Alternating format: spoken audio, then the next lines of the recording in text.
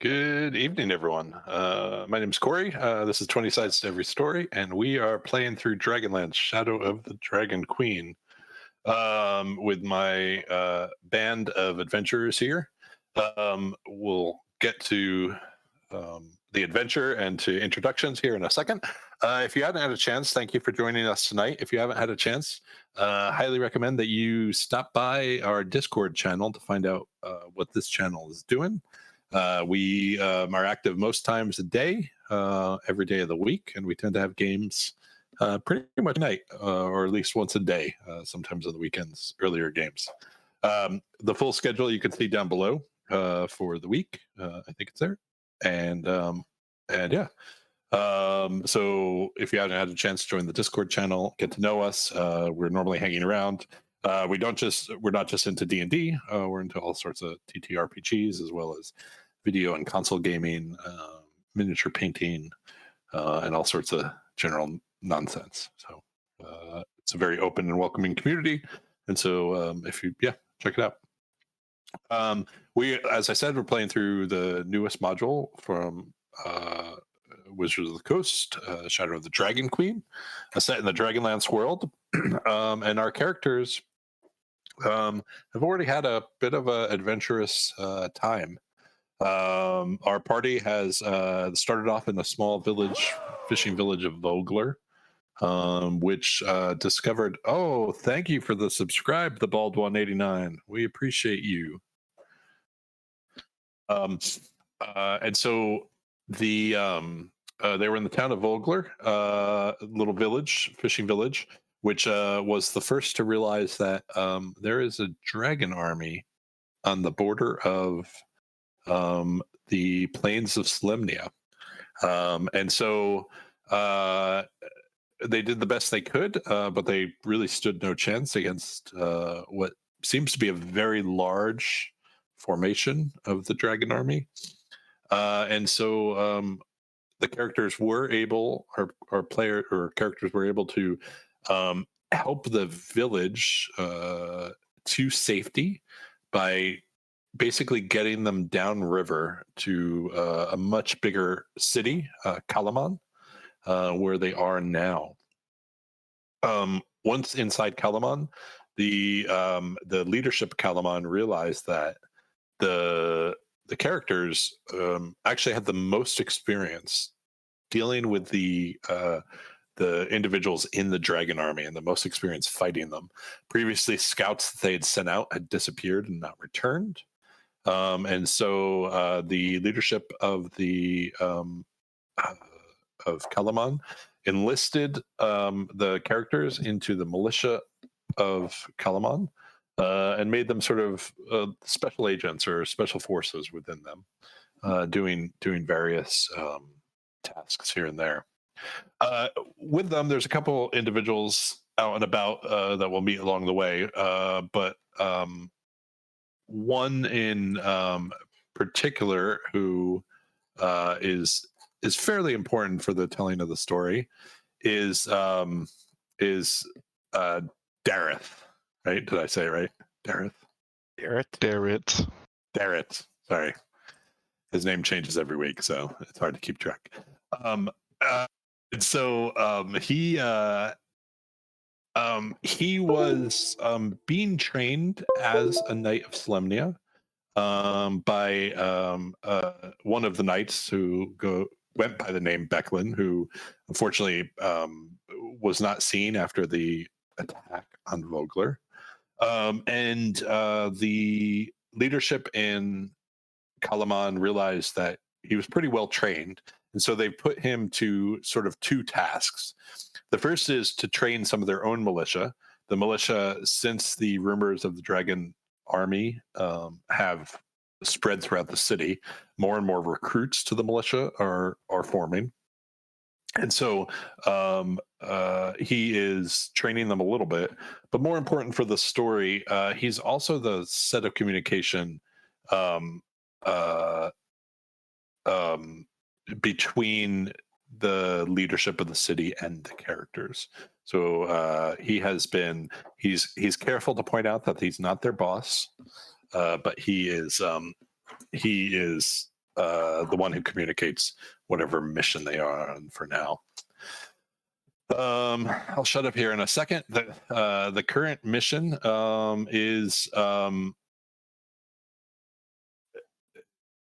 this. The characters were sent out south of Kalaman to find a gnome inventor who was named Tatina Rookledust.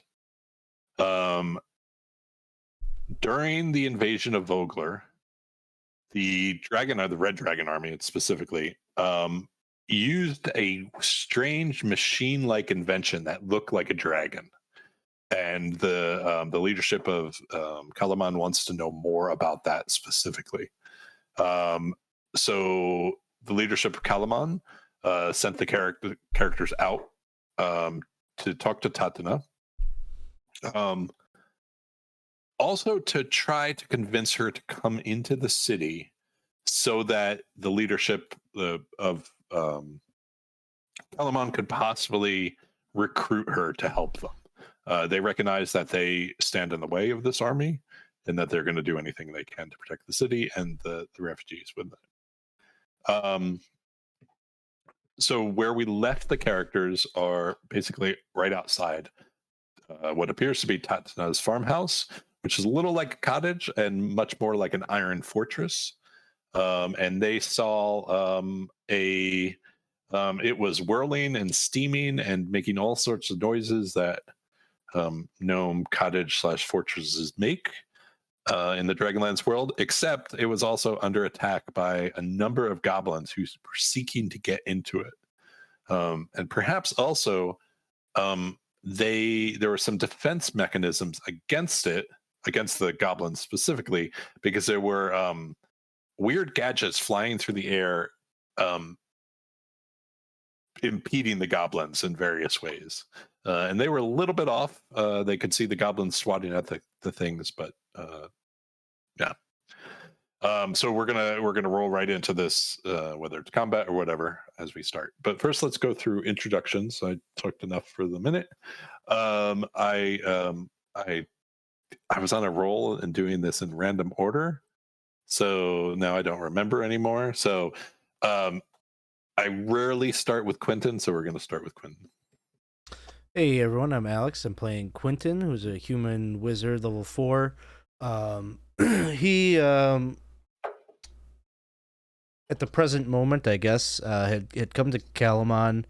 I guess Kalaman was sort of like the destination for him initially. He wanted to take the test of high sorcery, and this was sort of the direction that he was sent in, was to come to Kalaman for that. He came here along with Miranda and the rest, and is, I think, energized a bit by getting recruited into the militia. He's always wanted to do good, do heroic things. He initially wanted to be a knight when he was younger, but that didn't. His abilities are not really fit for such things, and so his path kind of turned him down the path to become a wizard.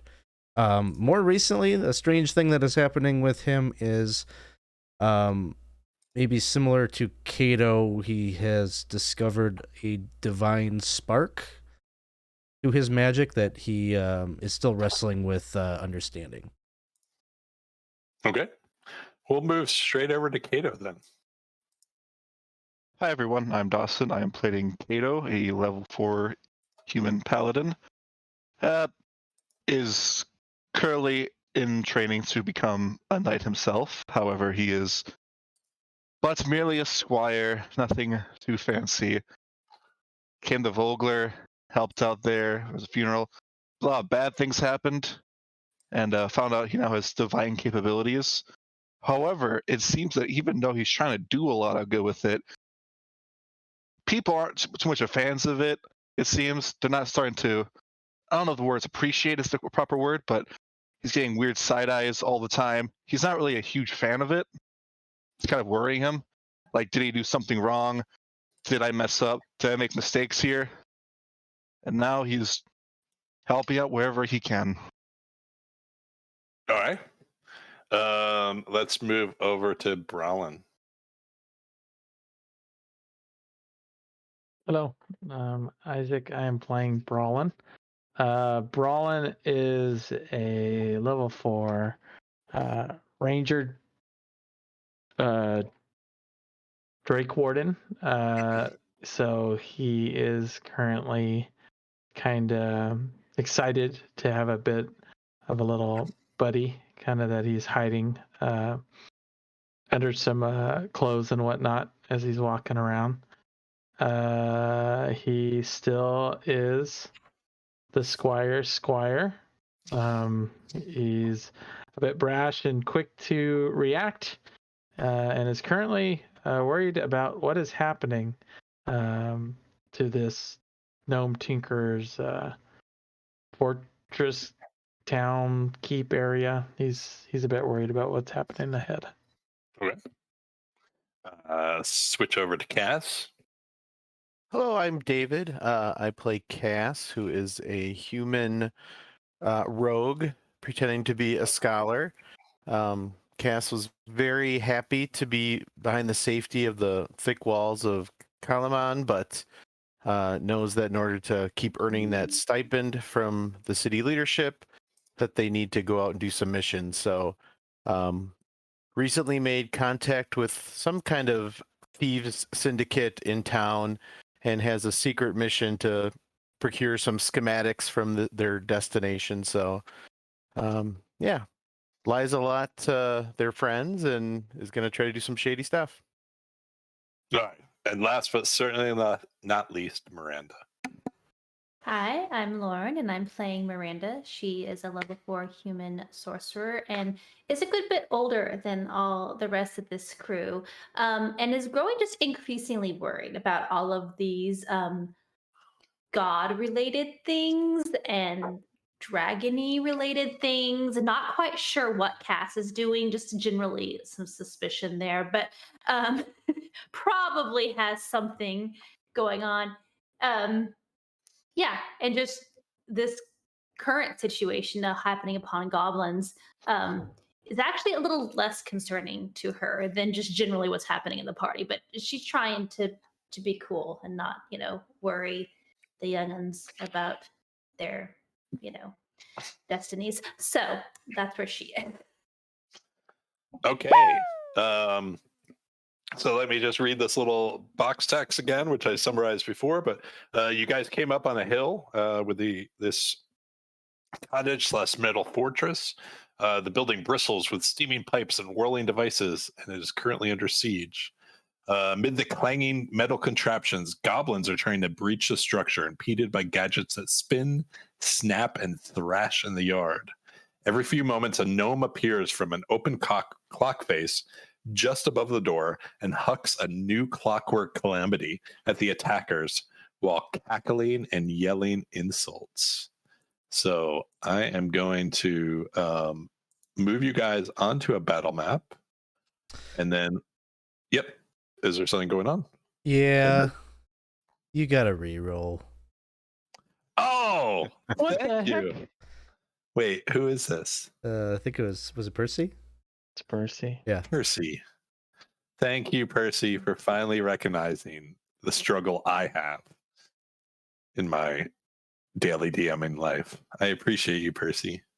But I will get you to, and you will appreciate the number of things on this map for these guys to battle. So you guys can, I put a box near the bottom there, drag your tokens into there. You will, depending on, I know you were slowly sneaking up, and I don't have a map that's 300 feet out, but you also can roll yourselves initiative.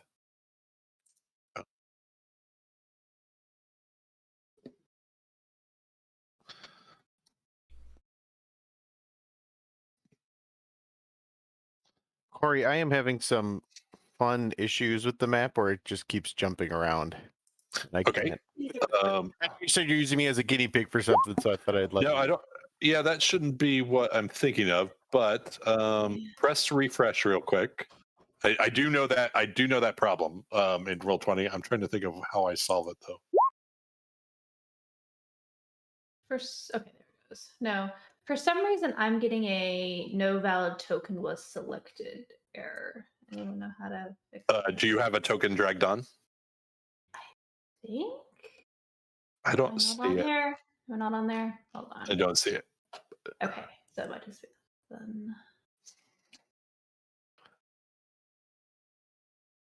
Yeah, I guess I'm just not on.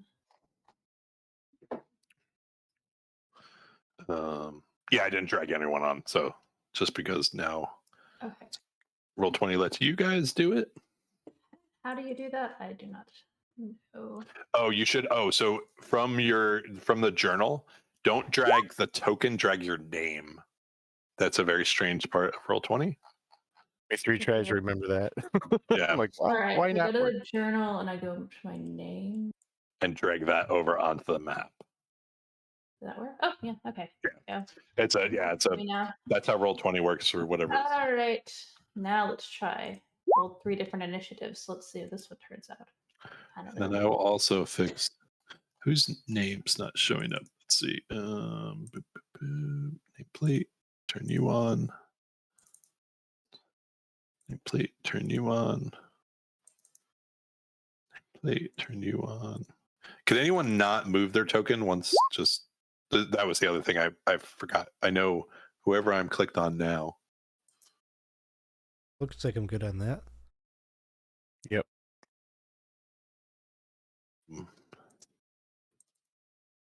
That's Cat. No, that's Kato. Sorry, give me 1 second. I'm just fixing some things. These are things I should have promised you I would do. I realized I did not. Wait, who's that? Kato.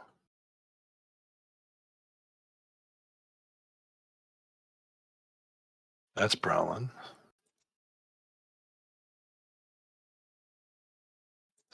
Save. That is Quinton.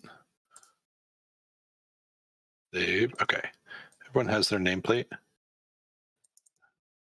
some reason. Gertrude. Save. And then where are you, Miranda?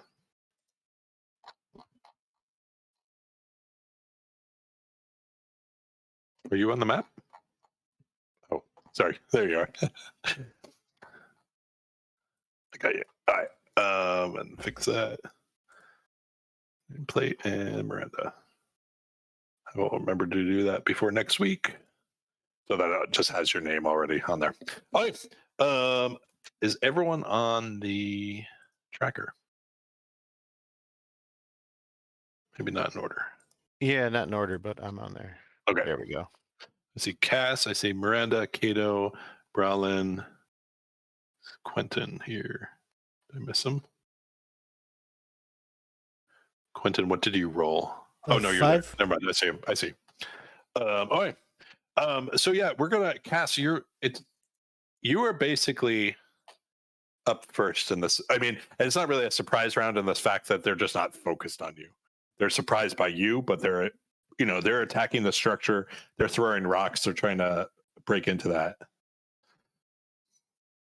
I'm gonna rearrange these so they're just on squares. It's the only thing that's gonna happen in the background. Okay. Man.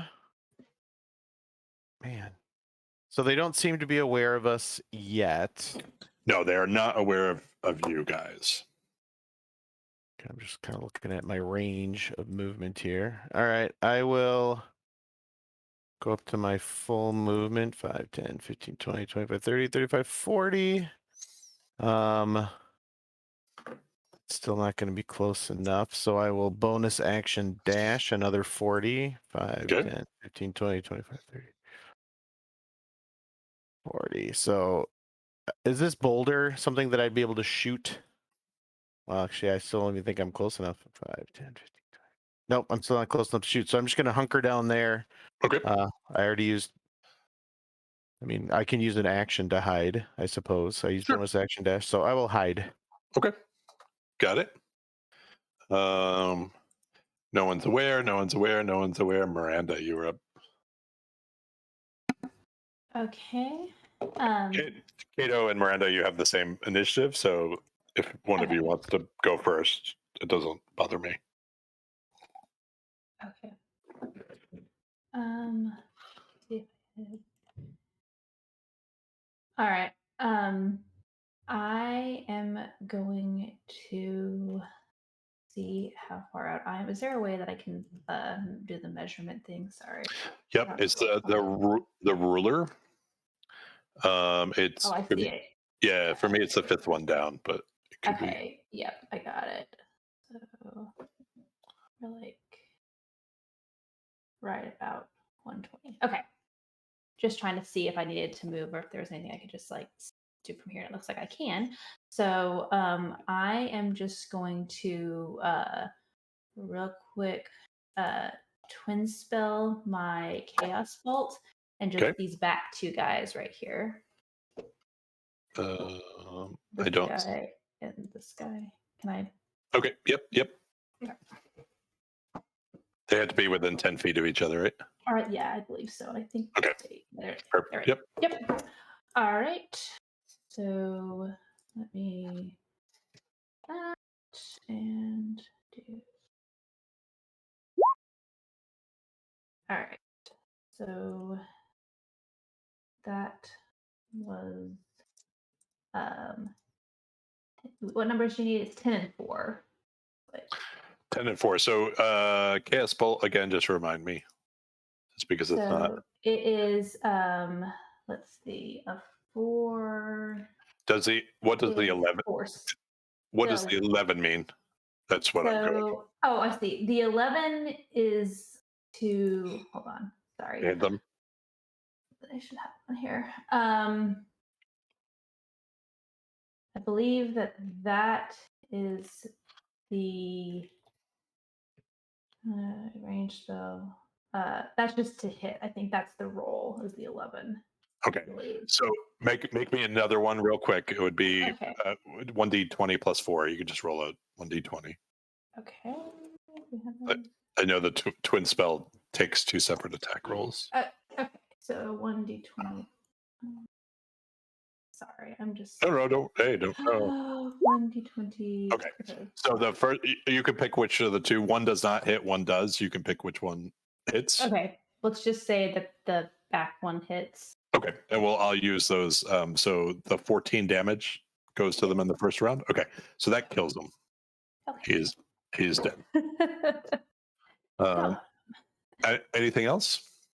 And then I will move up just a hair to. Sorry, it's like because of our little like character things, it's hard for me to see myself in this. I'm trying to go around it. I forgot how to turn those guys off.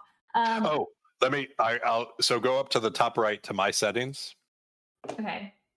Go to shoot. I know where this is. Where is this? They moved this. Sorry. What else are you doing? I'll let I'm just moving up just a hair, just to be in range of everybody else next. Okay. Just like great. As soon as I remember where this is. Why is this not? Okay. Kato, you are up next as I try to remember where this is. I'll just move 30 feet and dodge. Okay. Thanks. Lauren, it's if you go to audio and video, and then there's 2 tabs. It's under video display, and you want names only. Got it. Thank you. Okay. Brallin or Quinton, whoever wants to go first. After you. All right. He's gonna notch an arrow and let it fly. He'll go and try to hit this guy right here. Sure. Do I want to? We'll just do regular strike. 15 to hit. That hits. All right, and we will be doing. Yep. Yeah, that's good. You knock him out. Sounds good. Gertrude will go ahead and move up and shadow Kato. Okay. Quinton? Quinton is going to move up. Is this rock big enough that I'd be able to kind of crouch down behind it and take cover? Sure. Mhm. So he's going to do that. He'll move up to there, and he will cast Mirror Image.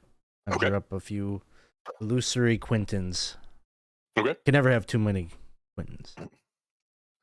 All right.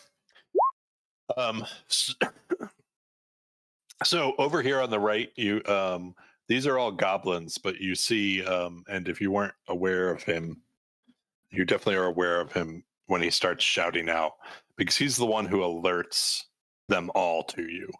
You're not quite sure, unless any of you speak Goblin, what he says, but it's pretty clear from context. He starts shouting, and at least half of them turn around, and are now very aware of you. You see, okay, so on initiative count 0, the clockwork window above the door opens, and you see, I wonder if I have a picture of her for you guys. Hold on. Didn't check that. Do I have a tat in that picture? I don't. Oh, wait, maybe. Hold on. Name. Maybe I do. No, I don't, unfortunately. You see a purple-haired gnome stick her head out and just launch. Great arm. Just launches this, what looks like a shining metal device that about halfway through its arc, it seems to pick up its own flight capabilities and immediately like horseshoes back towards the nearest goblin, and you see it sort of annoying the heck out of goblin.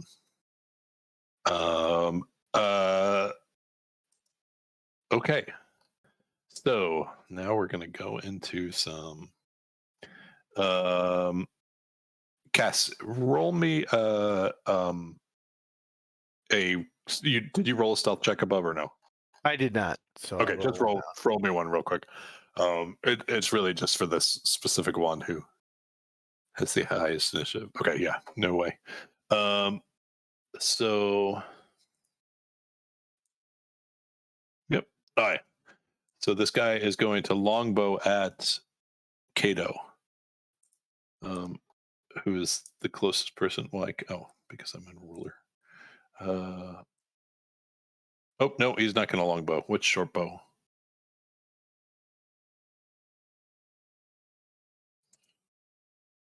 Short bow is. I'm dodging too. Same thing. Yeah, but it doesn't. Yeah, just what's the range on short bow? 120. I think it's 31. 8320.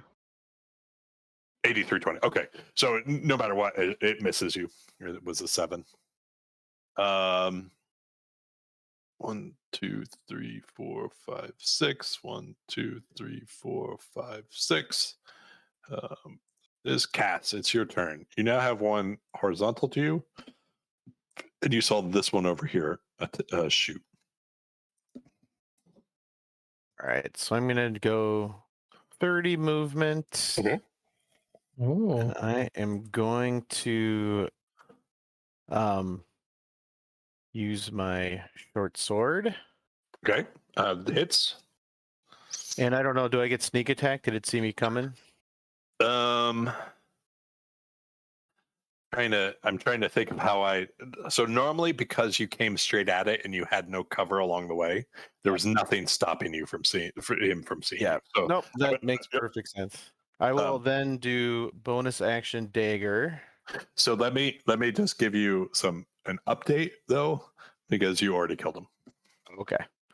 All right, so then I will now run. Yeah, now I'm way out in the open. So I will. The trees can be used for cover. That rock to your east could be used for cover if you get around it. Yeah, I will. I'm gonna dash and try to go Actually, kind of like right behind where I imagine the trunk of this tree is, and I can't action hide or bonus action hide, but I am trying to hide. Okay. Okay. This goblin moving up to the door to try to break it down. 2, 3, 4, 5, 6. 3, 4, 5, 6. This goblin moving this way. 2, 3, 4, 5, 6. Where's ruler? Okay. Yep. He's gonna go for Brallin. Oh no, that's the dragon. Brallin, did you just move the dragon up? Yeah, he's moved up. Okay. It's gonna go for the dragon. But it's at disadvantage because it's 85 away. Short bow. So 16. Will hit. Okay, that's 7 piercing to the dragon. Yeah. That was him. Boop, boop. Okay.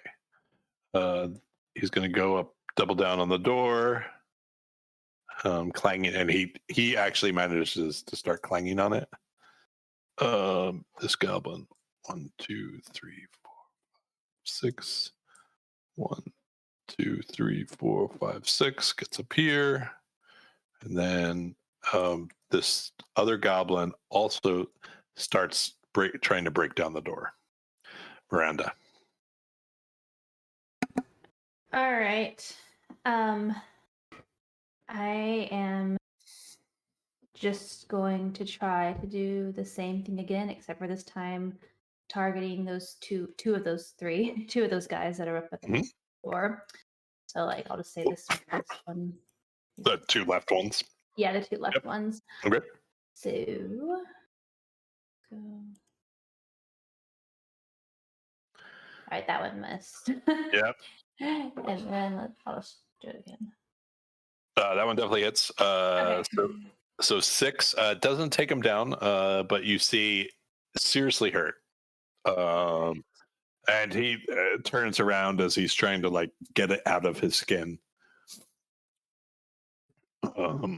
Anything else, Miranda? Nope, I think I'm just gonna stay where I am. Okay. Kato. I will move 30 feet right here, Okay. and I will hit this pillar right here with my pole arm. Go for it. Totally 24, hits. Totally hits. 14. And you take him out. That's it. Okay. Brallin. Brallin will step aside. See this guy shouting orders. He's going to sidestep here to get a clear shot, and he's going to go ahead and try to take this guy out. Okay. He will be using his Sharpshooter. sharpshooter, and I will also be using my Squire of Solamnia feat. Okay. Give myself advantage. Okay. All right, here we go. Do it, Squire of Solamnia. Oh, Thankfully, yep. Did a hit for this.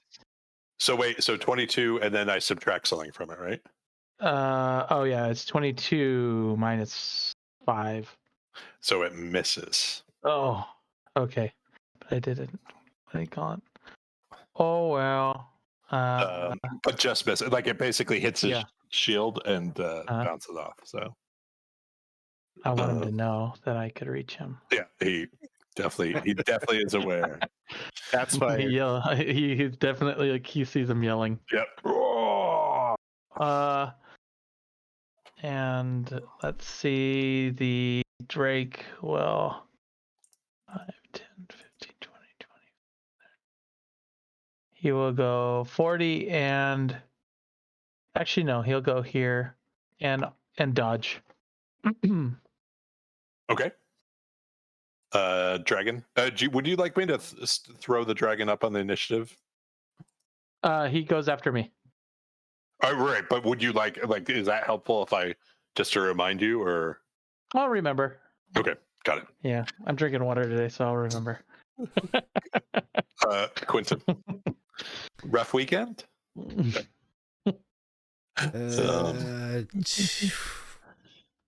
How does that one go again? He's gonna really focus real hard, and he's gonna Good. try to cast Ray of Frost at this one. Let me just make sure I counted this. Yes. Okay.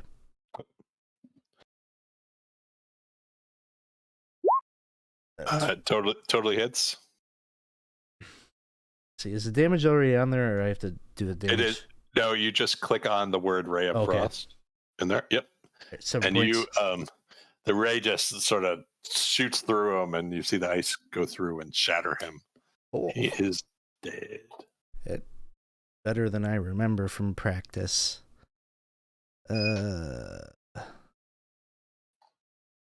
Is Cass hiding right now? Not officially, but I have cover from. Okay. the- Quinn's gonna go over there. Boy. All four So- of you. All 4 of me.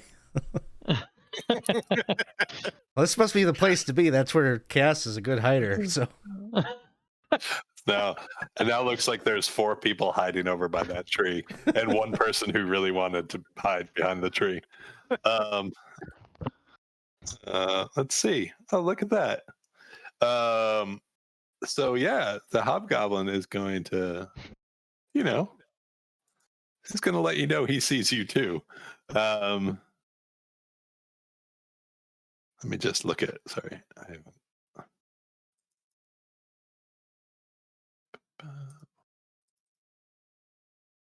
Nope, wrong button.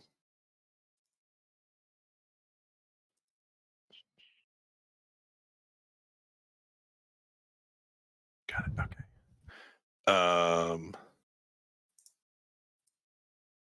Hobgoblin moves up. Oops, Hobgoblin's turn, and this is coming to Brallin. So you're dodging, right? Brallin is not. No. Oh, right. Okay. So an 18. Oh, Oh, that hits. for 2 piercing. Oh. Ah. It kind of hits him a bit. He's just laughing. Oh. Hi. Tatana opens the window and throws out yet another. This one is sort of, it's sparking as it comes out. And it doesn't have quite as graceful an arc. It basically lands on those ones. And it's rolling around on the ground, sort of annoying their feet. All right. This one is going to go for Kato again. Short bow. 11 totally misses. Cass, it's your turn. All right, Cass is going to come forward. Probably stand pretty darn close to the paladin here. And I'll use short bow at disadvantage on the closest guy here. Okay. You get him. Animal. It's What's 80. Short bow or hand crossbow? It's a. Oh, I'm sorry. It's a hand crossbow, so it's 30. Oh yeah. So I gotta. Unfortunately misses. Yeah. Okay. Then I will bonus action hide behind Kato. Okay. You're about to be very disappointed in about 6 seconds. Yep. Pretty much. All right. So this goblin is going for you again, Kato, or for you, a 21. Oh, are you dodging still? Nope.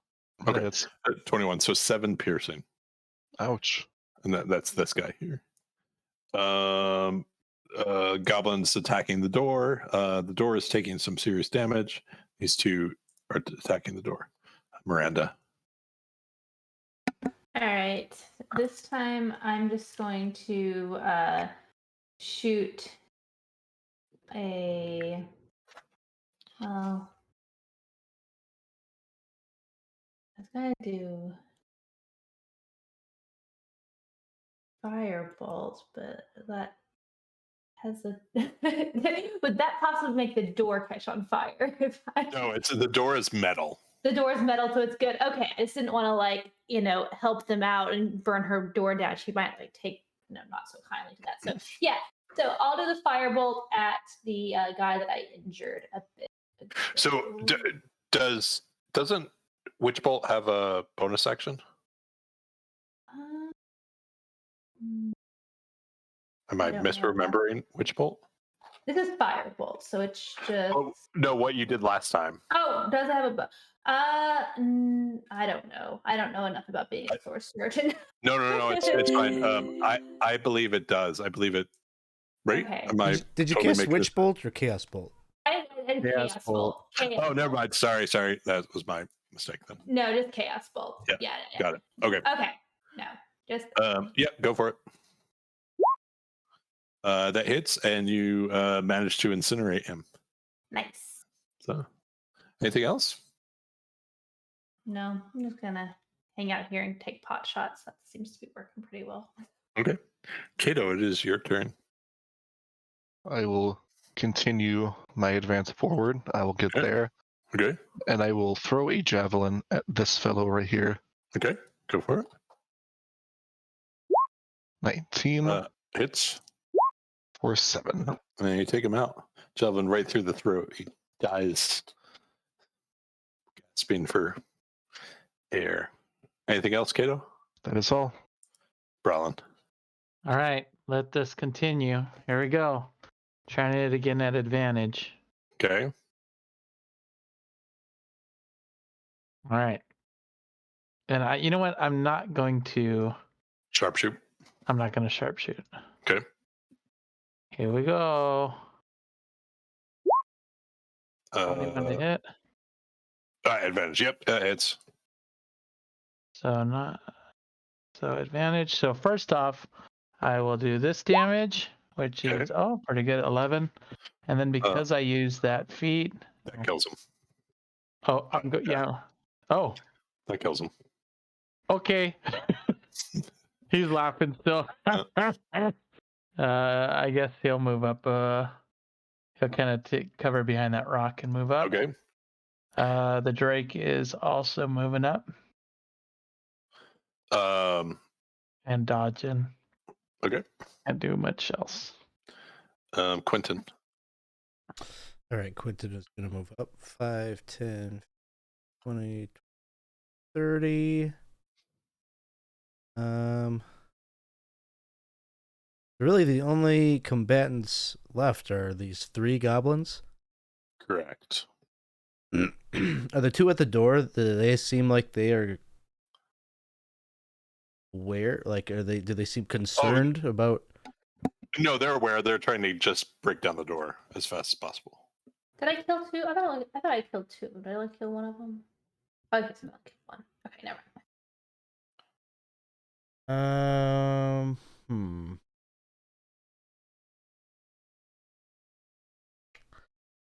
I think they're in range. Let's count this out.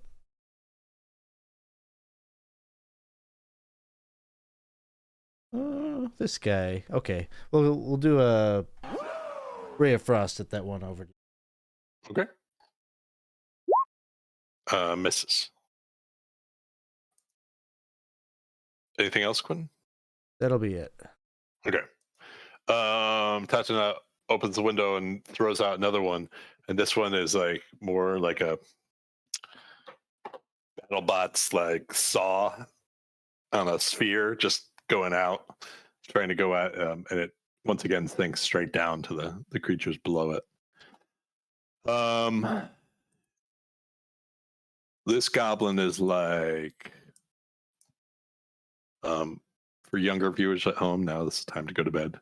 This goblin is like, fuck this. It starts 1, 2, 3, 4, 5, 6. 1, 2, 3, 4, 5, 6. Cast. Oof, that thing went really far. All right. That changes things just a little bit from what I was going to do. Because now it's, let's see. If I go 80 feet, could I possibly hit with my crossbow? No, it would be a disadvantage. Well, I'm going to try it. I'm going to move there. and try to, again, hand crossbow at disadvantage at the fleeing Okay. goblin. Misses. Another critical miss. This goblin, 1, 2, 3, 4, 5, 6, sees you there, Cass, and is going to 2, 3, 4, 5, 6. Actually, going to run up. It's unclear if they're running at you or if they're running away. But this goblin, 2, 3, 4, 5, 6. 1, 2, 3, 4, 5, 6 is definitely running away. Miranda. All right, so I'm going to take a shot at the goblin that could potentially be running at Cass. So Okay. I'm just going to do another firebolt there. Totally hits and absolutely incinerates. Awesome. So like mid-run, it just turns into like a flaming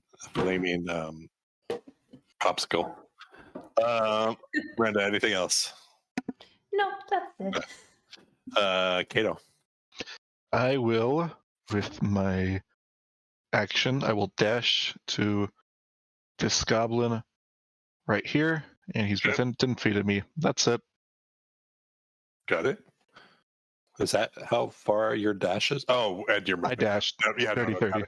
no, totally. I was just thinking just your dash. Okay, Brallin. Oh, these guys look like they're trying to escape. Yes. So,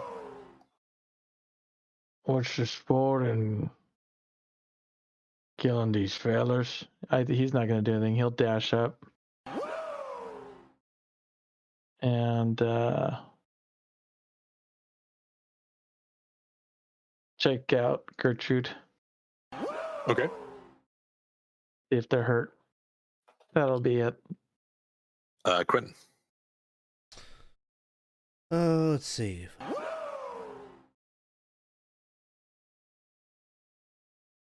think I can get him if I go over here. 5, 10, 15, 25, 30.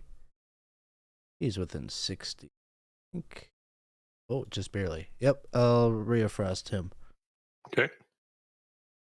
And it's terrible because you hear all 4 of Quinton's nasally voices in unison go, Ray of Frost.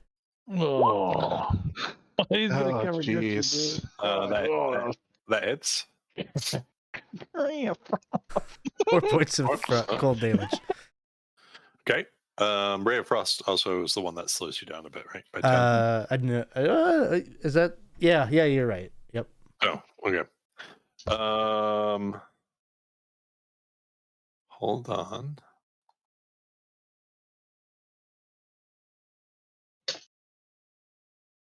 Oh, that doesn't happen. Okay. Tatana throws out another, and it zooms over your head, Kato, and starts harassing that goblin. This goblin is going to yoink. 1, 2, 3, 4, 5, 6. Ooh, sorry. And 1, 2, 3, 4, 5, 6. Cass, it's your turn. This is going to go 5, 10, 15, 20, 25, 30, 35, 40. 5, 10, 15, 20, 25, 30, 35, 40. And now can use the crossbow without being at disadvantage. Not that that was particularly helpful last time, but That misses, unfortunately. all right. Gotta try. Okay. Kiddo, I'm assuming 1, 2, 3, 4, 5, 6. You're trying to attack of opportunity. Yep. Go for it. Sentinel. Okay. That hits. 8 points. You kill him. Miranda. Anything? Oh wait, I No. skipped you. I apologize. I skipped. Oh no, sorry, it wasn't Kato's turn. Sorry, Miranda's turn. Yeah, he's rapping. Yep. Yeah, no. I'm just gonna kind of walk up to Brallin. I think I can get to like start making my way this way, but I'm Okay. not gonna do anything. Okay. The only person who's near, unless anyone wants to do anything, Cass, you're attempting to take out this one? You're not going to let him go? Yeah, as long as there's no other immediate threats, Cass wants to Okay. get rid of this thing. Is anyone else going in that general direction, or just watching, or what? I think I would just watch at this point. Okay. He's so far out there. I'm just going to skip forward to specifically the goblin. If it recognizes you're catching up to him, is going to either stand its ground or hold an action to basically let you catch up to it. So it's going to get one scimitar attack on you, Cass, which is an 8, so totally misses. And then he came before you, so what would you like? You can. I will short sword. Okay. Misses. And then bonus action dagger. Okay. That hits. No sneak attack, but a 3. And then I'm actually going to, because I have mobile, Mm-hmm. I can disengage kind of for free and just basically am putting myself between it and Running where away. it's going. Okay. Yeah, just to say like we're doing this. Yep. Yep. Is anyone else doing anything, or are you going to let Cass and this play out? I'm leaning over to see what he's doing. Okay. So, wow, look at him. He's finding that thing. Trying to. 7 misses you, Cass. Do you think this is why they didn't participate in the last battle? I think you might. I killed one already. I was the. All right, so short sword again. Man, not getting the rolls tonight. Dagger. Woo! Yeah. Need some help, buddy? All right. Moving away again. So it took the 6 piercing and it's still up. Oh, sorry. No, it's not. Sorry, I totally missed. I didn't scroll down. Okay. Yep, it is down. Sorry. All right. Cass will immediately loot the body. All right. I will get to that, but there is stuff.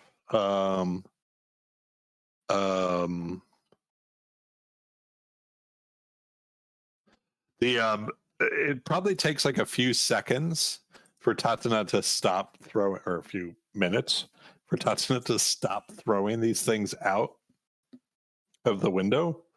And they do annoy you. They're not like damaging. They're easy to avoid, but you can tell when like chaos is going on. They're a pain in the butt. Eventually she realizes, like, she looks and she sees a lot of dead goblins and then 5 humans. And she looks out and she's like, "Did you do that? Do what? Kill them all." No, I got a couple. Our friend over there has got a couple. They got a couple. Oh, You got one. thank you. I did. Who are you? We're from Calaman. We're here to find you. We've been sent to find you.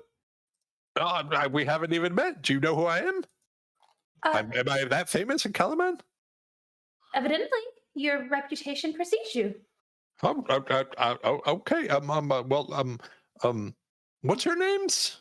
I never heard of you before, but they sent us. They told us your name was Tatana Rankledust. Is that close enough? Okay. Rankledust. My name's Quinton. And who sent you exactly? Well, the marshal. guard, right? The marshal did, yeah, from that joint town over there. Okay.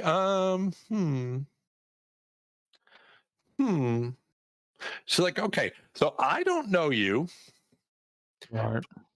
If I wanted to destroy you, I just want you to all know you would be destroyed right now. So here's how we're going to do things. Believe it. And We are at your mercy. she throws down, let me see if I must have a picture of this. She throws down one of these. Oops.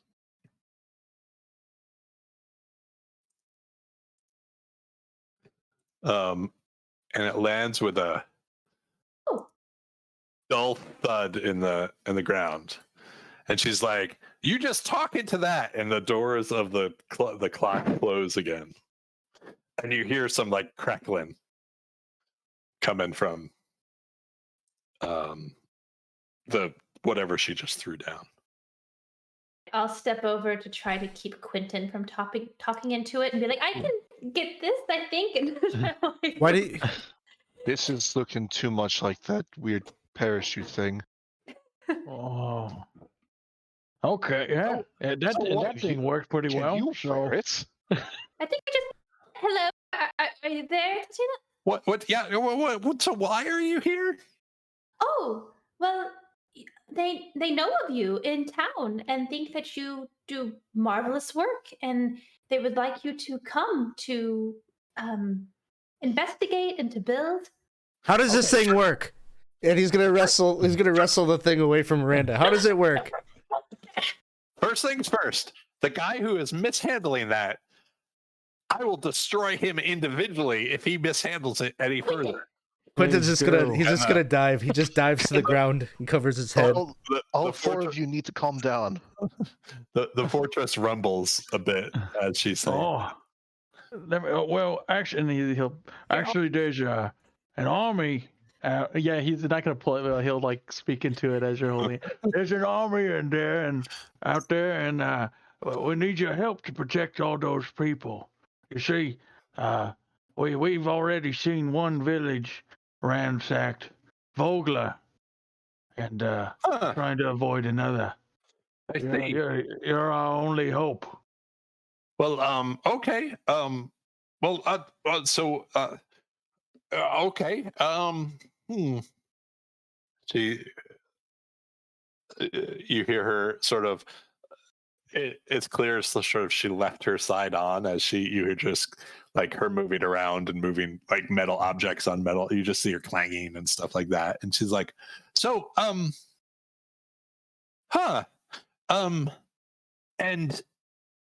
well, I guess I have to say thank you because those goblins weren't very nice about this.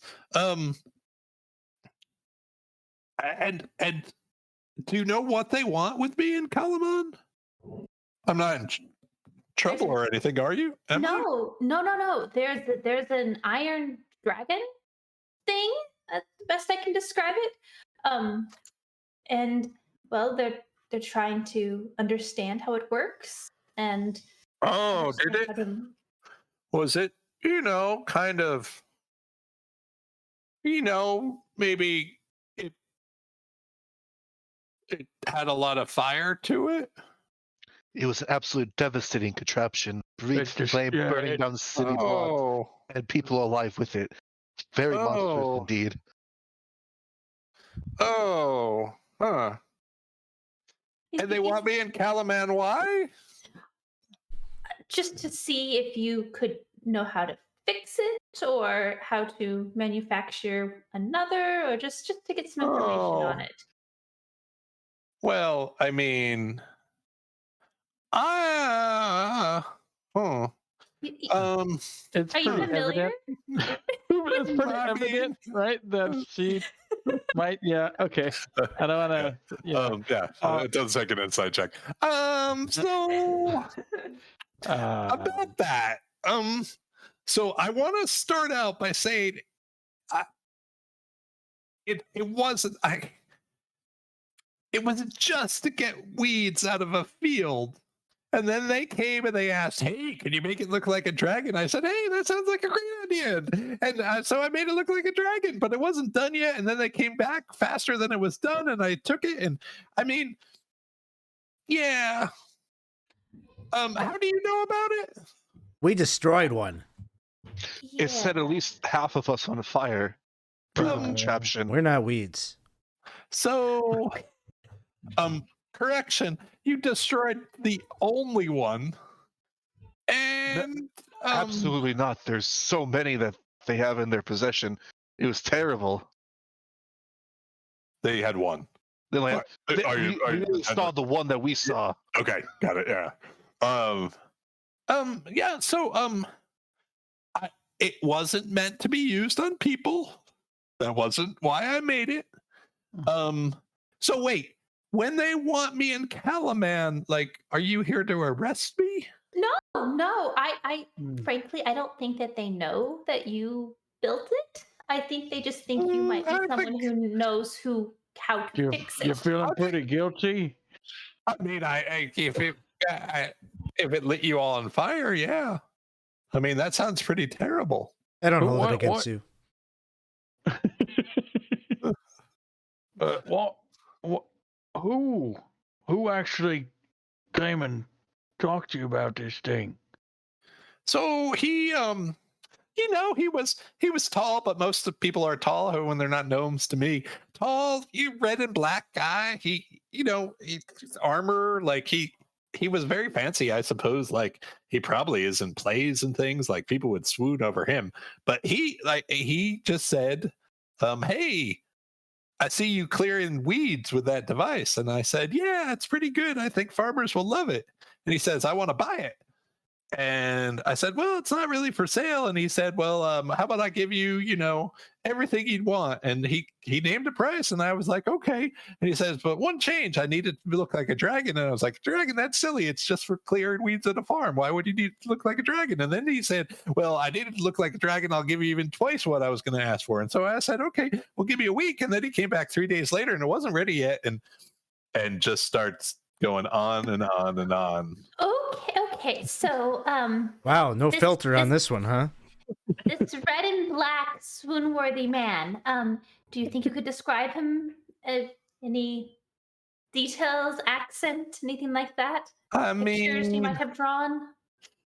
no, I'm not really I suppose if I wanted to make a robot that looked like him, I might draw a picture. But other than that, no, I don't know. He just looked like a a guy in a red and black armor.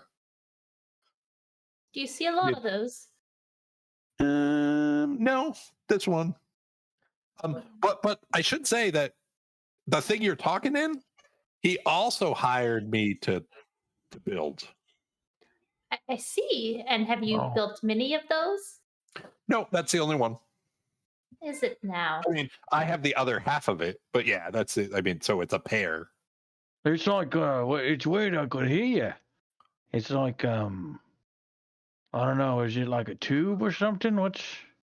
I mean, it's no magic. I mean, I can't tell you everything, but it's called Go ahead. the far gap. The far gap. Go ahead. Yeah, because you can talk in it from a distance. My buddy is raising his hand. I'll I'll hand go. him the microphone. Hi, hey. This is Quinton. Have you ever heard of a thing called a gnome flinger? A gnome finger. I have No. 4 of them. Flinger. It flings. Oh, finger. Just not just gnomes, people too. I haven't, but it sounds like something I could make for you. Do you need one? Well, no. Maybe I don't know if do you know this other gnome inventor? It was in Vogler. I forget his name. Good. Young man, do you think that all gnomes know each other? I thought maybe just the whole tinkerer thing, like you would know of each other, maybe trade some tinkerer secrets. Well, His yeah, name is Dan. yeah, I do know them, but I mean, do you think all gnomes know each other? No.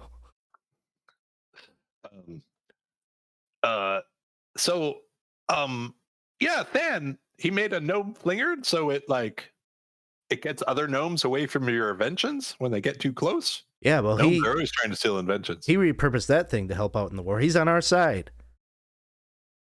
And and he's been real helpful. I And see. you could be real helpful too.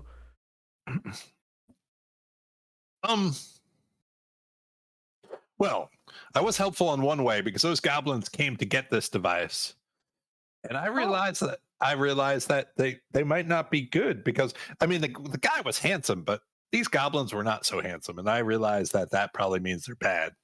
So, yeah, I refused, and then they started attacking my house. You saw them; they were very rude. They were, that if the handsome man in red and black is expecting this back soon, and they don't come with it, he might, come looking. So I would suggest that we move quickly. Maybe grab your side. We can take both and get back to the city, and not wait around here for him to come back and be angry. Okay. Hey, wait just a minute. Don't go anywhere. Remember, I could destroy you all if I wanted to. Once again, leaves her side of the far gab on, and so you just hear all sorts of like clanging and steam whistles and all sorts of things. We should have brought a handsome person. We should have brought Derek. And suddenly the door in front of you like goes, and she steps out, and I don't know if there's a decent description of her here.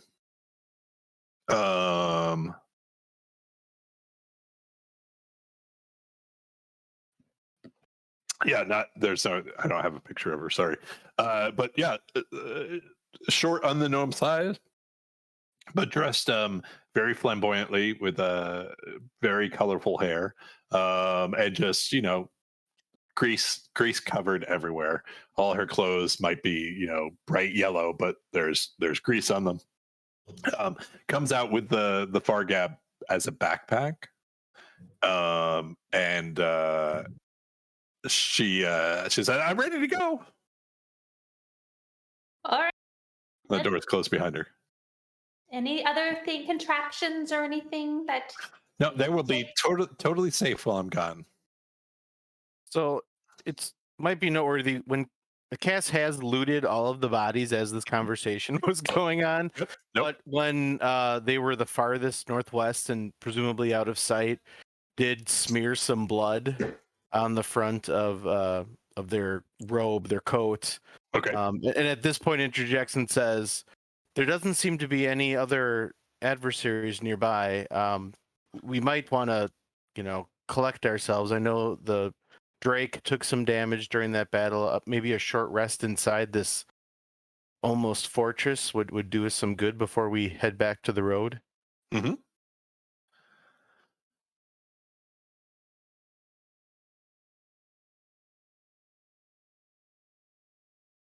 If you think you're up for it, personally, I am feeling rather well.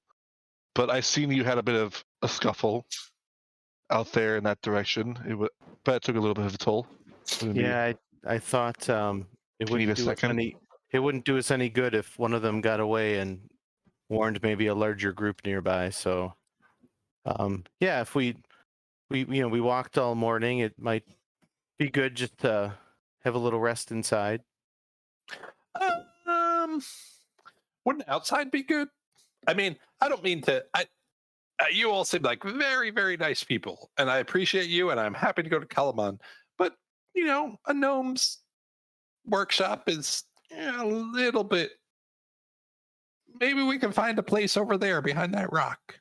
Are you saying it's full of secrets? Not secrets, just things I would prefer you not know. It might also be helpful if you took some time. If you're going to be in Kalaman for any amount of time, there might be some things you want to bring along, and we can help you determine what those are. We don't know how close this dragon army is. Everything I need here, and she has a little satchel on her side. She taps it, and it just is a cloth tool belt or a cloth toolbox. Like you just hear the wrenches clanging against each other. Everything should be fine. I can come back if I need to. Miranda is so suspicious. Both of these guys are just looking at both of them. Well, I'm sure you know best, and Cass kind of stumbles as though lightheaded, as though they took a grievous wound that people maybe didn't see. Whoa, you okay, buddy? You do. I was actually pretty impressed over there. You okay? It's not something I do every day, and killing goblins, but again, I thought we would be safer if they all were dispatched.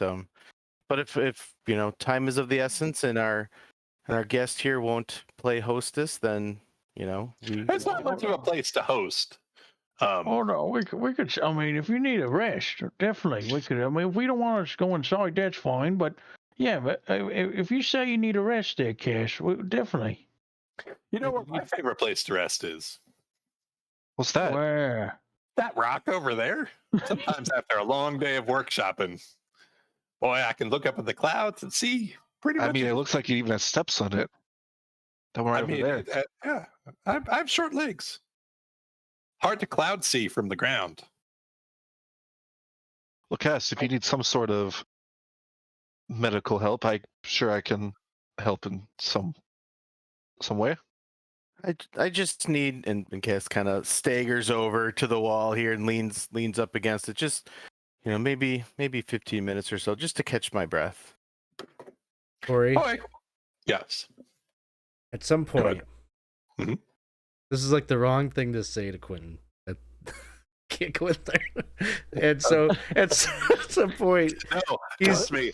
There are multiple people in this party who it's the wrong thing to say to. But now he's obsessed with it. And at some point, he's going to bring out the bluebird, Okay. send it sailing around somewhere, and it's going to come back. And I don't know if there's a chimney or some small method of egress into the house.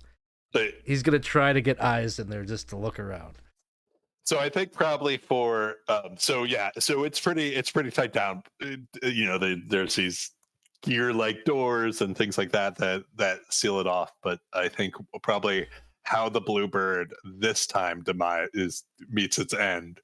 It's just it tries to go down a steam pipe that's blowing out, and which causes Tatana actually a little bit of concern. Like, she's not worried that that's happening, right? Like, she sees, maybe she doesn't know it's yours, but she sees a bluebird sort of. That's the third one this week. Like, what a shame. I need, this is too dangerous. And she's like, hey, a gnome has her secrets. Could you just, hey, look over there. Is that a dragon? And she points in the distance, trying to clearly distract you. Where? It's right here, Gertrude. And you see her. She goes, and the whole thing, sort of the steam subsides, and all the lights on the building go off. A clapper. It's We've got a clapper. It's a knapper. Napper. Quinton's it's over like- there. And so, yeah, He's not doing good. it seems even more sealed off than it was before. Should be safe now for all the forest animals. That's That's great. That's really good. How are you doing over there, Cass? You feeling any better? If you, I don't want to slow down the party. I can be fast. If you guys want to go ahead, I'll follow. No. We want to make sure you're okay. Yeah. As I've said, if you need any healing, I can provide some. That's right. I'm gonna go ahead and kind of lean over to what was her name again? The gnome. Tatana. Tatana. I'm gonna say a lot of people think he's a god. I'm his squire. Hey, Cass, make me a quick perception check. So I was looking at the. Ugh. Oh, Cass. What is Not going on going with you well, today? yeah. Having an off day. Yeah. So,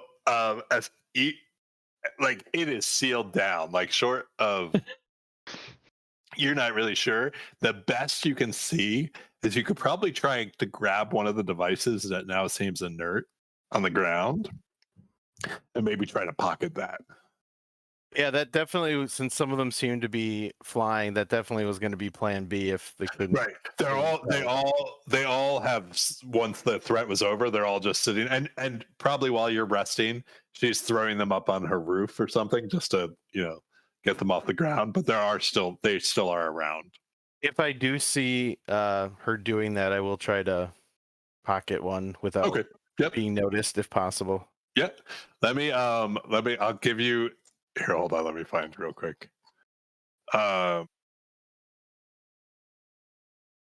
You see one that sort of looks like, it almost looks like a set of jaws. You see one that looks like a ball with, like, it almost looks like a ball with two braids coming off the side of it, like very strands, but they're arranged in braids. I'm sorry, how do I say this? Unbraided hair, but unbraided ponytails on either side. I don't know how I describe that. Like, imagine a ball, and then two, like almost like cat whiskers on two sides, right? You see one that's has a little glass sphere or glass. There's a piece of glass on the sphere. It's spherical piece of glass, and you see it's filled with some green fluid. And then you see one, and this is the only one that's still not inert. It's still, what's the opposite of inert? Active. And it is just a chicken. And you see it just occasionally, if anyone gets close to it, it just lets out a chicken and then runs off. Definitely not going to go for the chicken one. Would I have seen any of them? When she was throwing them, some of them were flying and homing in on enemies. So I'd want one that flies or flew. It's probably the green glass and the braids of hair one. I'll take the one with the braids of hair because I don't want chemicals splashing all over me. Okay. Okay. Yeah. So you managed to pocket that. So, Katana, what are these things? I mean, they're a gnome's best friend. I mean, they can help protect this place. I mean, I know you guys killed some of the gnomes, but face it, I weakened them all. It would have been such an easy fight if those things weren't out there. I don't doubt it. They seem very useful. I know they're just knickknacks, things I work on in my spare time. So you made all these yourself? Oh yeah. Fascinating. PM, does it look like in that satchel or Fargab backpack that like she has any scrolls or papers or anything that could possibly? That was your perception check. Oh, okay, all right. No, it does not. Okay. Yeah. Okay. So that was specifically what I was. Gotcha. Okay. So you know that it might be there, but that cast see it. Okay. doesn't see it. Yeah. Okay. So, yeah. So she's just sort of tidying up. The house is now inert. Like any of the clanging or anything, any of the steam, it's just like a weird metal fortress. Like it actually seems more weird to you now that it's not making noise and not clanging than it did when it was. Cass will stand up and say, "Okay, I think I am rested enough, and if we are going to depart, we should do so while there's still daylight." Oh, great idea! Let's go.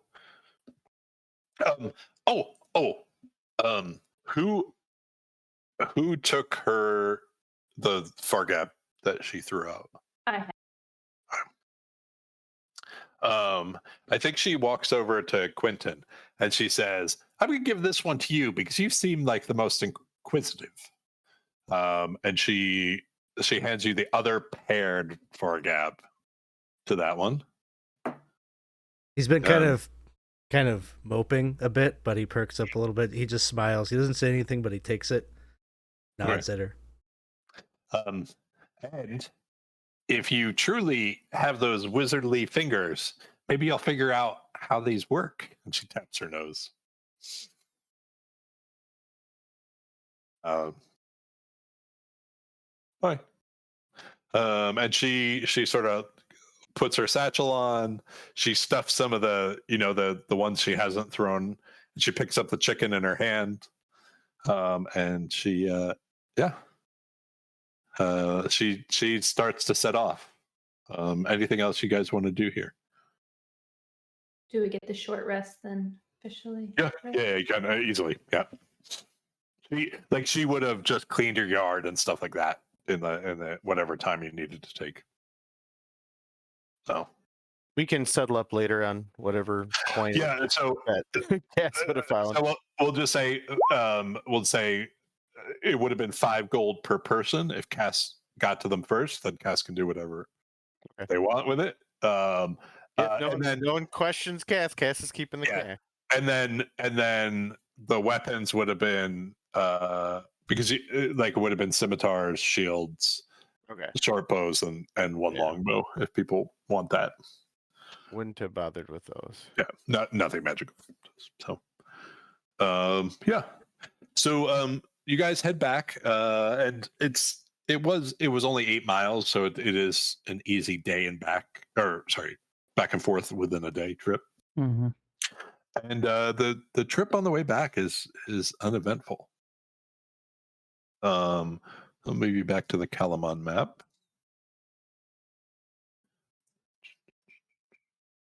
Kalamon. Where are you, Kalamon? There you are. Yeah. And so,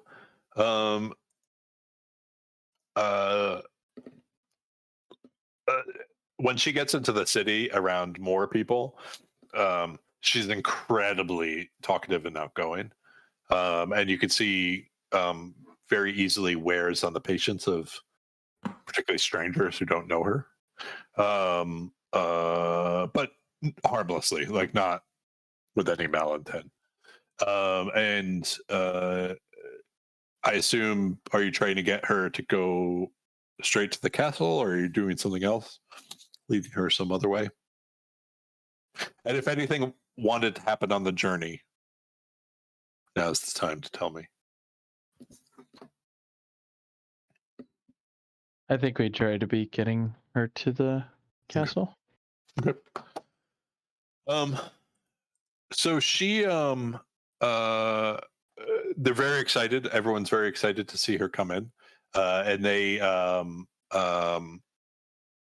they give her lodging within the castle itself. So over the next few days, you will find, you'll see her involved in more and more of the meetings. It's a little of a premonition, but yeah, it's she is fully into supporting this and helping them out. I think it's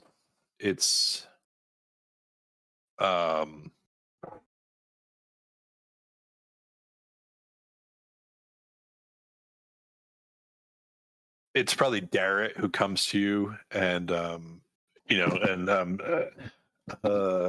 night and says, hey, do you guys, I know we're both really busy, but do you guys have time for dinner?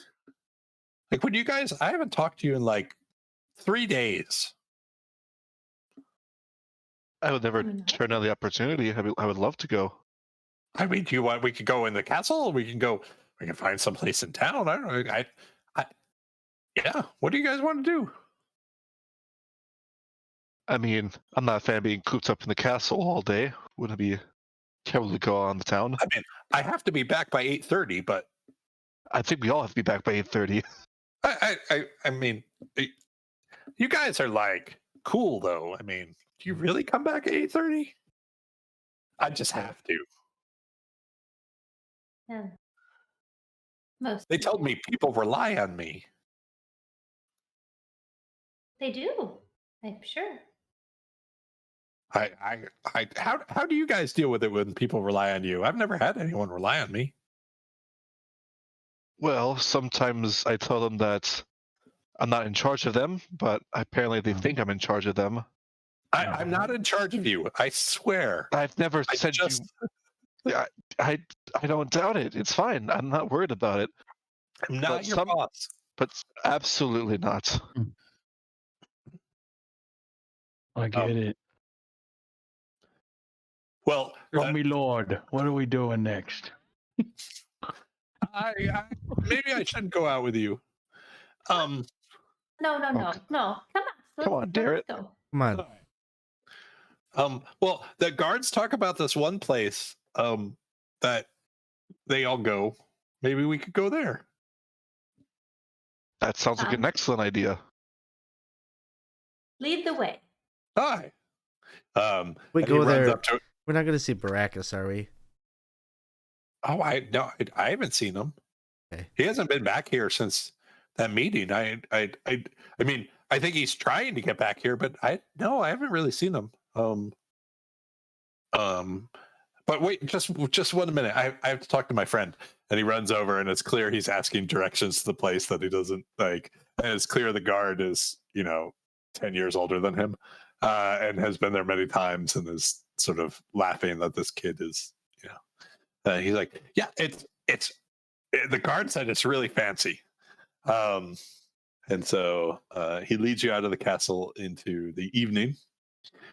Where it is definitely a dive bar. Like, it is not fancy in any way.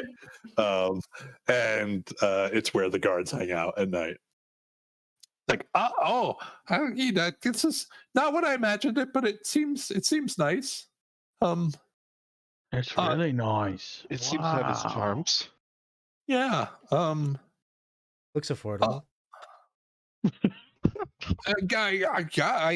They say here's if we just wipe that peanut shells off, we could sit there on that bench. And he goes over and tries to impress you by wiping off whatever beer stains and peanut shells are on the bench. And he sits down and he says, so it's you brought that gnome back. I saw her briefly. She talks real fast. She does, yeah. Did she tell you about the handsome man in the black and red armor? I heard a little bit about him. The black and red armor I've heard also. That's the sign of the Red Dragon Army. Like, he's anyone wearing that is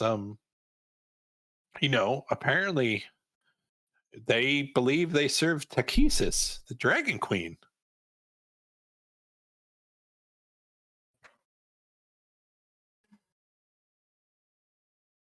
So kind of worries and think about, even if they're not that far out, they're within a day's march. If that's the case, they're able to contact people living not that far away. Repeat that. Sorry. Well, they're not that far away then if they're able to contact her in regards to her inventions. Well, Kind of no, worrisome. but also Vogler's not that far away either, right? Vogler's just a day away. And so we keep sending scouts out, and the scouts they don't fare so well. Back? But sorry, Have any come back? Not yet. Scouts? not yet, unfortunately. And I should say, but the guard, the patrols that go out, not scouts, but the patrols that go out, they go out pretty far. Sometimes up to 6 hours away from the city, and they haven't seen any. They do come back. They haven't seen any big formations. So the scouts traveling in 2 or 3s, they seem vulnerable.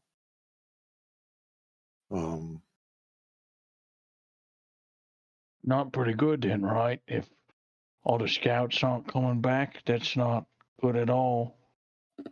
Then, right? No, it's I mean,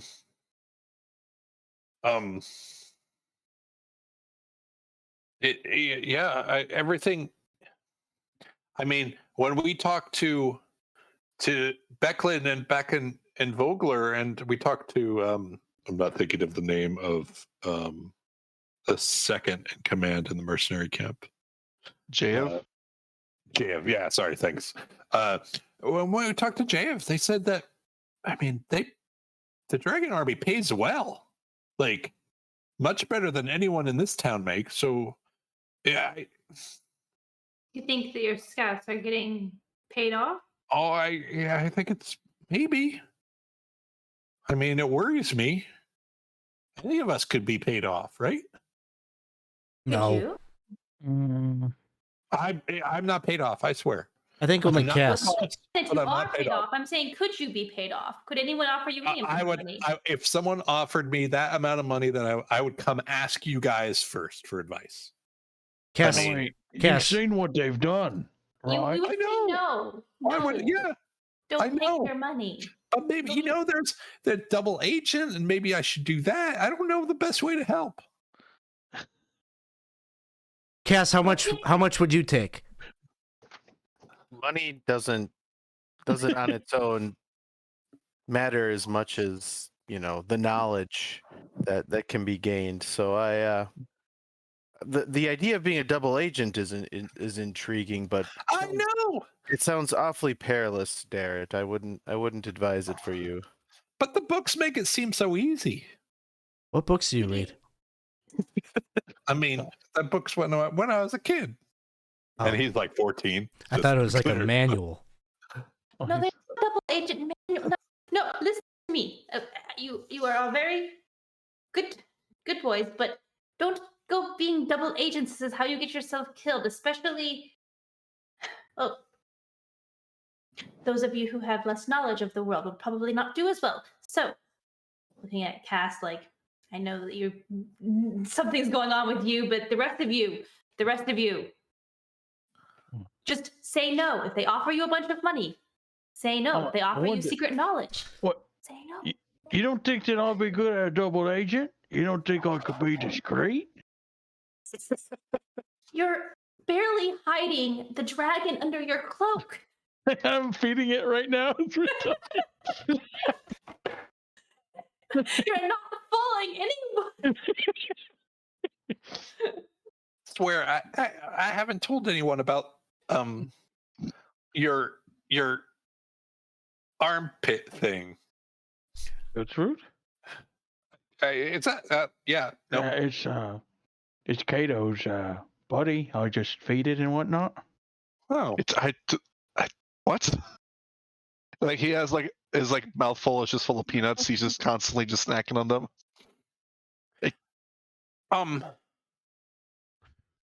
huh. Hey, can I and he whispers and he gets real close. Can I ask you guys something? Have you heard this name? Kinsaldi?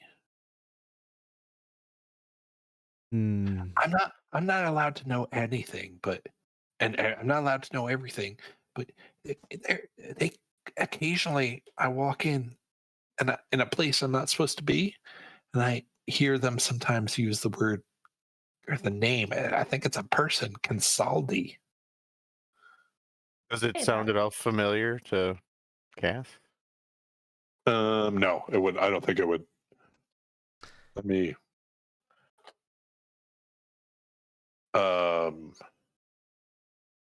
Let me look at one thing real quick just to see the background of the individual. Derek, you're a little new to the force to be like wandering into places you shouldn't be, don't you think? No. I mean, it's just like, someone says I need to be here, and I'm just waiting outside, and they walk by, and they happen to, they say they're in mid conversation, and then they see me there. It's not like I swear.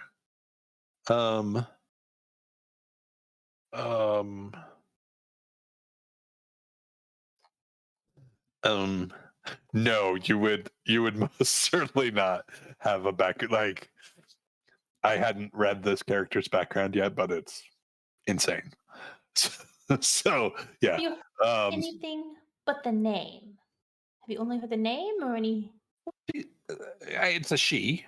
Oh, okay. She, I think she's important. Like, I think she might be in charge or something Of of the the Red bad Army? of the bad guys. I don't know. Are you thinking It about just becoming? seems like that's who they're focused on. Are you thinking about becoming a double agent for her? No, Okay. no, you guys are my best friend. Why would I do? I wouldn't do that to you guys. Cass elbows Quinton and says, "That's exactly what a double agent would say, though, isn't it?" Oh, don't put that thought in my head. Oh. No, look. I'm sure you're not being a double agent now. I'm not. I swear. I swear. I'm not a double agent. I'm not even an agent. Like I'm just me. An agent now, though. Wait, I what? mean, I well, you're working on, the behest of I the just government trained some here. people. I know, but but it's not secret. Everyone knows what I do. Everyone says, "Darrett, do this. Darrett, do that," and I do it. It's not like it's Yeah.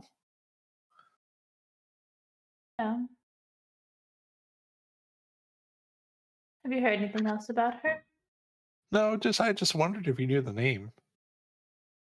I No, think but they tell us less than they tell you. yeah, we appreciate the intel, and if you learn any more, we would be gracious I mean, to learn it as well. And if we learn anything, we will be sure to pass that along to you. Who are you walking into that's saying this stuff? like the muckety bucks, like the higher level, the generals and stuff like that. Not the generals. Sorry, you did catch me off guard there because I can't remember anyone's name from 2 weeks ago. Oh, yeah. Is it like the marshal or? Yeah, exactly. And then Mayor. people sort of more, Okay. more, and yeah. I mean, it's not like they're always talking about her. It's just like I was like, oh, I've never heard that word. And then I'd ask, hey, do you know who Consaldi is? And people, I asked the wrong person first, and they got very upset and said, never say that name. And then I asked, someone else, and they were like, I don't know who that is. I mean, I just wondered, you guys are my best friends, so I just figured you might know. You would tell me. I got a question. Going back to Vogler. Yeah. No, this is Dawson talking. Oh. Going back to Oh. Vogler, there was a person at the gate who delivered the message to surrender. Based on that description they were giving, and what we know so far of people of importance in the Dragon Army, they wear black and red armor, and they're probably mounted. Would looking at that person give them a status of power? Like, based on what that person was wearing, would they see like they are of a higher thing? Because he remembers a woman at the gate on a warhorse in the full regalia, Yes. So offering terms.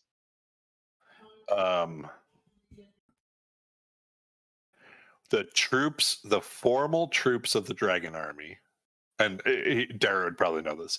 The formal, or you would learn it very shortly after, if not. The formal troops of the Dragon Army, not the mercenaries on their behalf, wear that armor. All of them. There's no insignia on it that you're aware of yet. The other thing, and I don't know an easy way to slip this one in because we use the word because we know Dragonlance.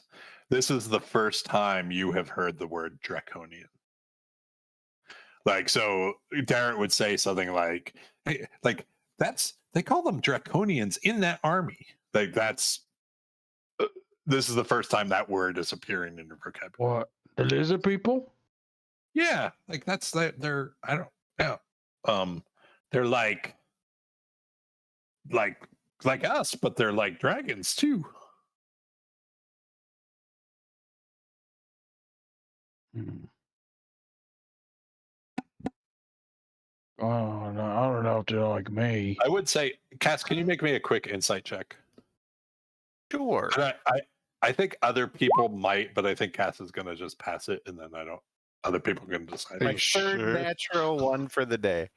Unbelievable. Well, so Cass doesn't recognize who else? Miranda. I'm trying to think in order of who. Yeah. Okay, Miranda. Like I'm trying to think in order of who might like recognize. Pick So up on Miranda. Yeah. Everything Darrett is saying, Darrett doesn't realize it. But Scout's not returning, things like that. But there are key pieces of information like how the Dragon Army refers to something. Everything suggests that they might not have scouts coming back, but there seems to be intelligence coming back from the Dragon Army to Kalamon. Mm-hmm. So that like how else would you know? You're the only people who have successfully fought off Draconians. So how else would anyone know? Right. Yeah. Right. Right. And the That's what it is. Yeah. And the guards haven't seen them, so the guards. Or if they have, they're dead. Right. Yeah. Right. So, Yeah. so everything suggests that there is a flow of information somehow.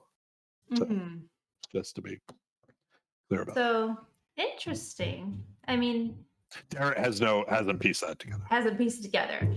Yeah. So I'm not gonna spook him because don't want to put ideas in his head and have him looking over his shoulder at everybody, even though I'm sure he wants to be a double agent. He's thinking about Or encourage him to do a new job.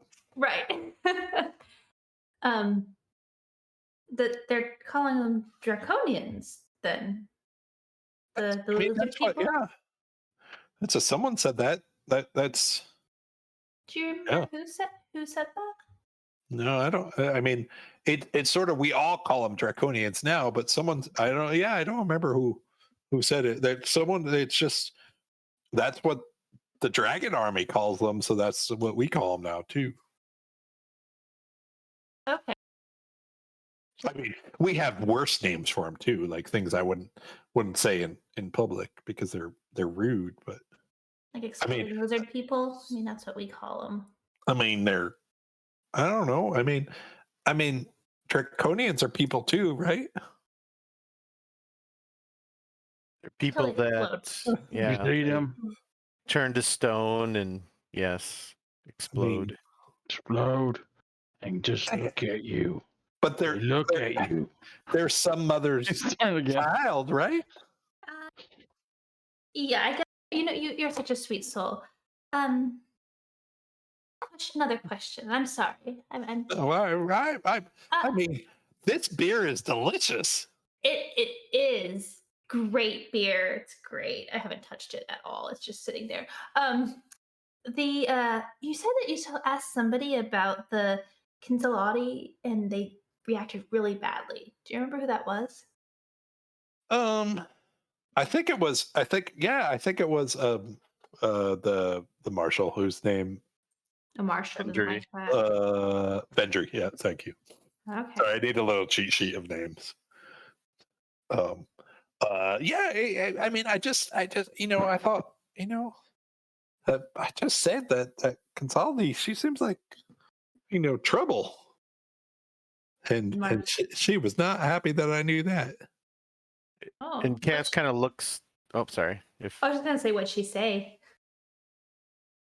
She just told me to wait outside. But she, how sometimes when, people say it with the tone, you're in trouble, even though they didn't say you're in trouble. And then, I mean, yeah. Mm-hmm. Did I mess up? No.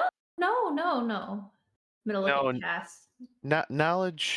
Knowledge is always a boon, and I think it would be good for all of us to keep our ears open and maybe make subtle inquiries to see. The more we know, the better help we can be to Kalamon. I mean, it's not. Yeah, I think. Yeah. You won't get me in trouble, will you? No. I actually no. We don't need to tell anyone that we even talked about this. But I do have something I think that would be really good for training you. Okay. For me? Training Oh, train for me? you. Oh, yeah. Yes, Oh, for yeah. training you. Yes, you train you, and you can be better at training. So I want you. Don't write it down or anything like that. Just in your head. See how people react to if you say things. Just try to keep track of who's reacting badly, who seems surprised that you know something, who seems angry. Okay, don't write down who knows who. Okay. Just in your head. Just kind of All right. try to think about it. I can Say do that. something. Just I can watch do your that. reaction. I can do that. That's good. That's good. And we can talk Do about it. Yeah, I can do that. Yep. But don't write it down Okay. anywhere. No, I won't write it down. I can do that though. Darren, she's told me to do this many, many times. It's impossible.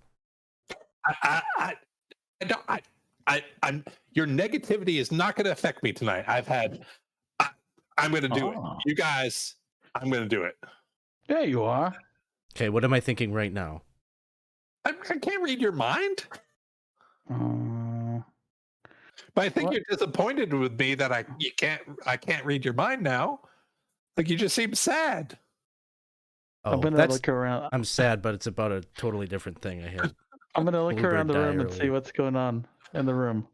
See if there's something that's odd, and he's gonna whatever's odd, he's gonna call out. You're thinking about that over there. So there's a man trying to sell his parrot to the bartender for a drink. You're wondering what kind of parrot it is over there. That's what you're thinking about right there.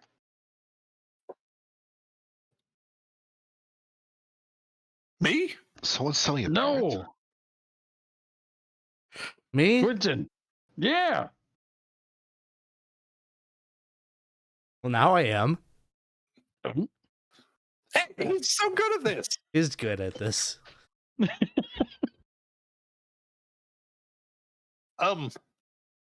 Yep. Very good.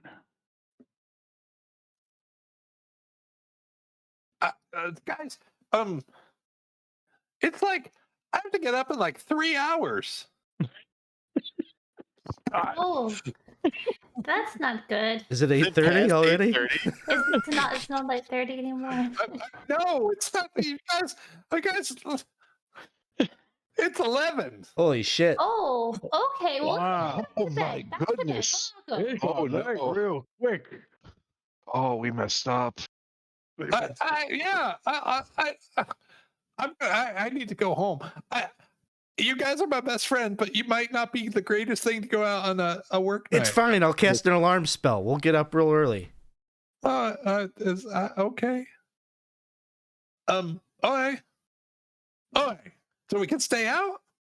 Yeah. I like hanging out with you guys.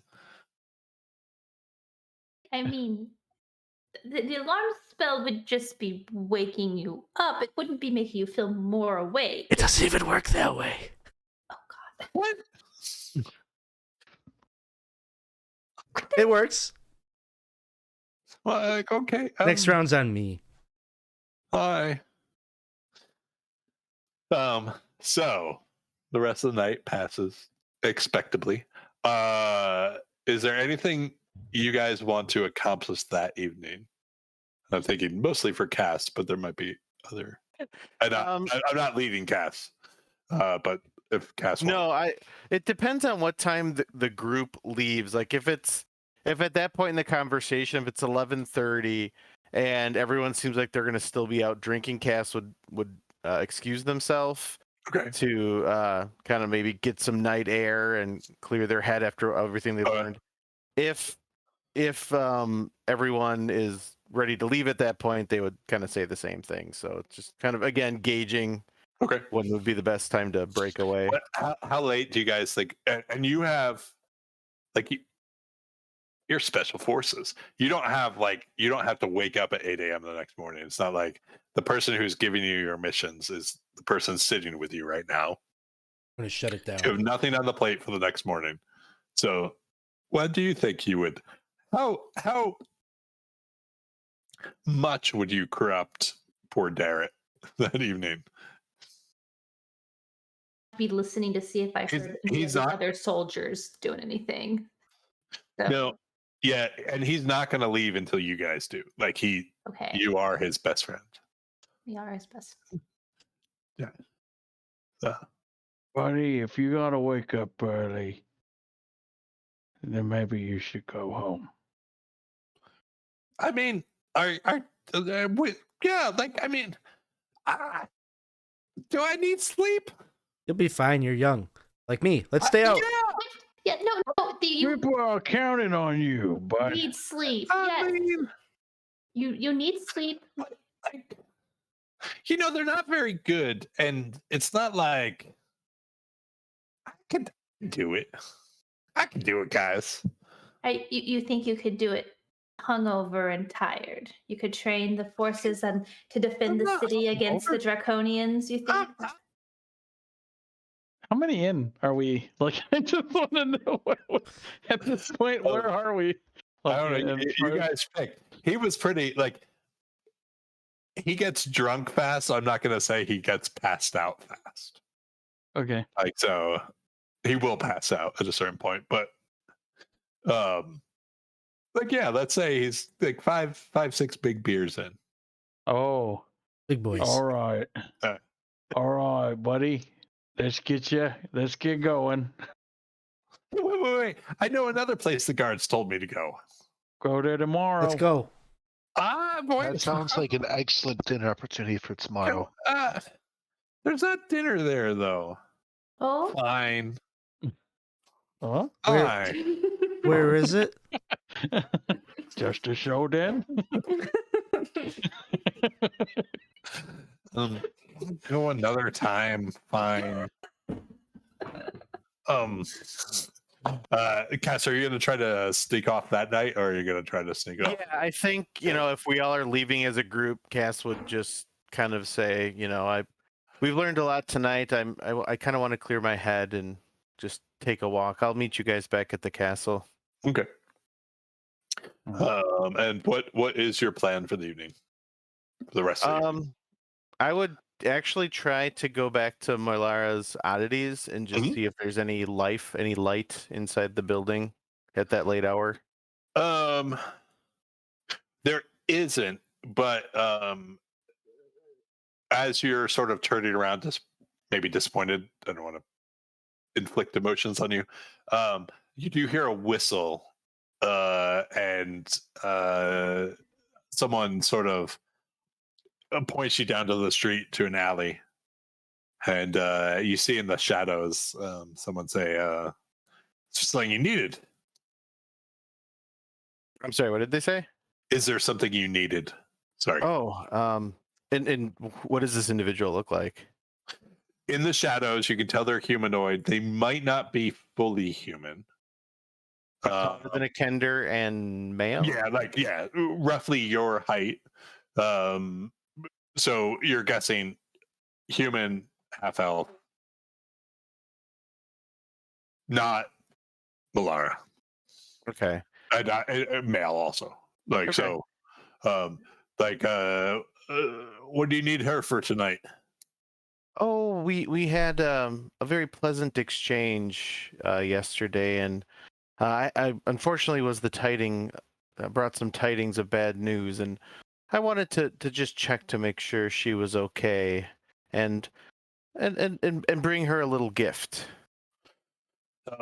Well, it's up to you. We can wake her if you need, or you can just stop back in the morning, and we'll make sure she knows you're coming. I have the pleasure of addressing. You can call me.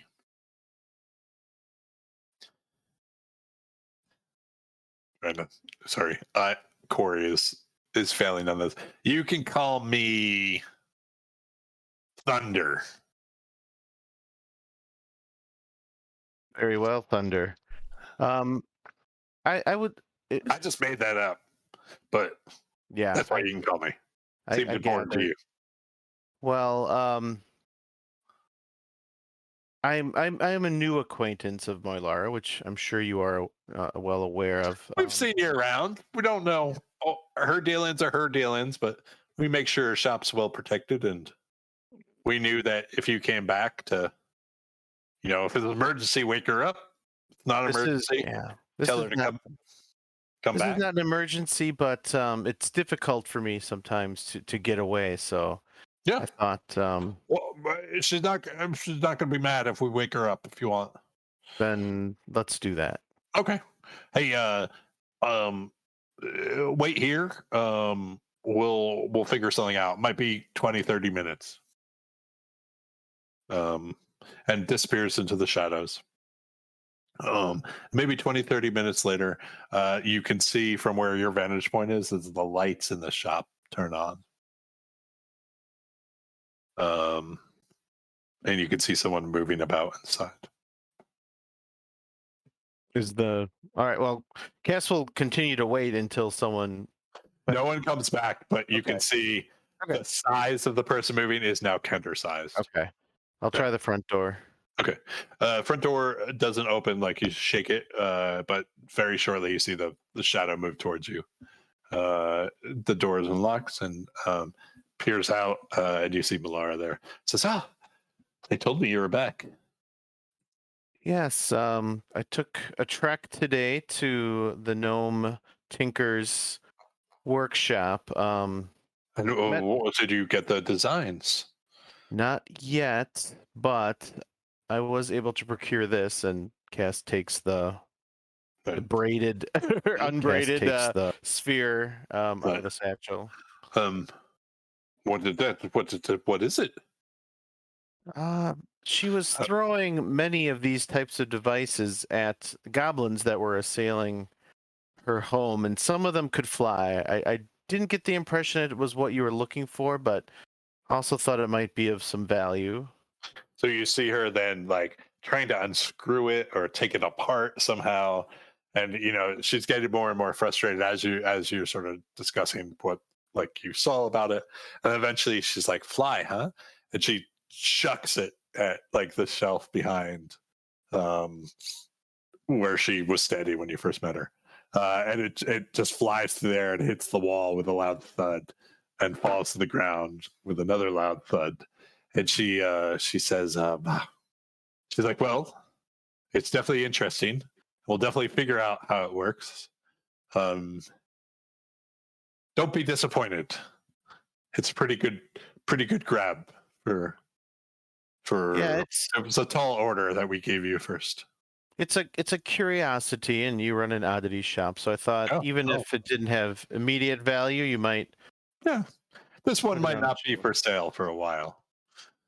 So, can I? Would I be out of line if I asked why the specific interest in the schematics? I have no political leanings whatsoever. I just like to know, whose side I'm on.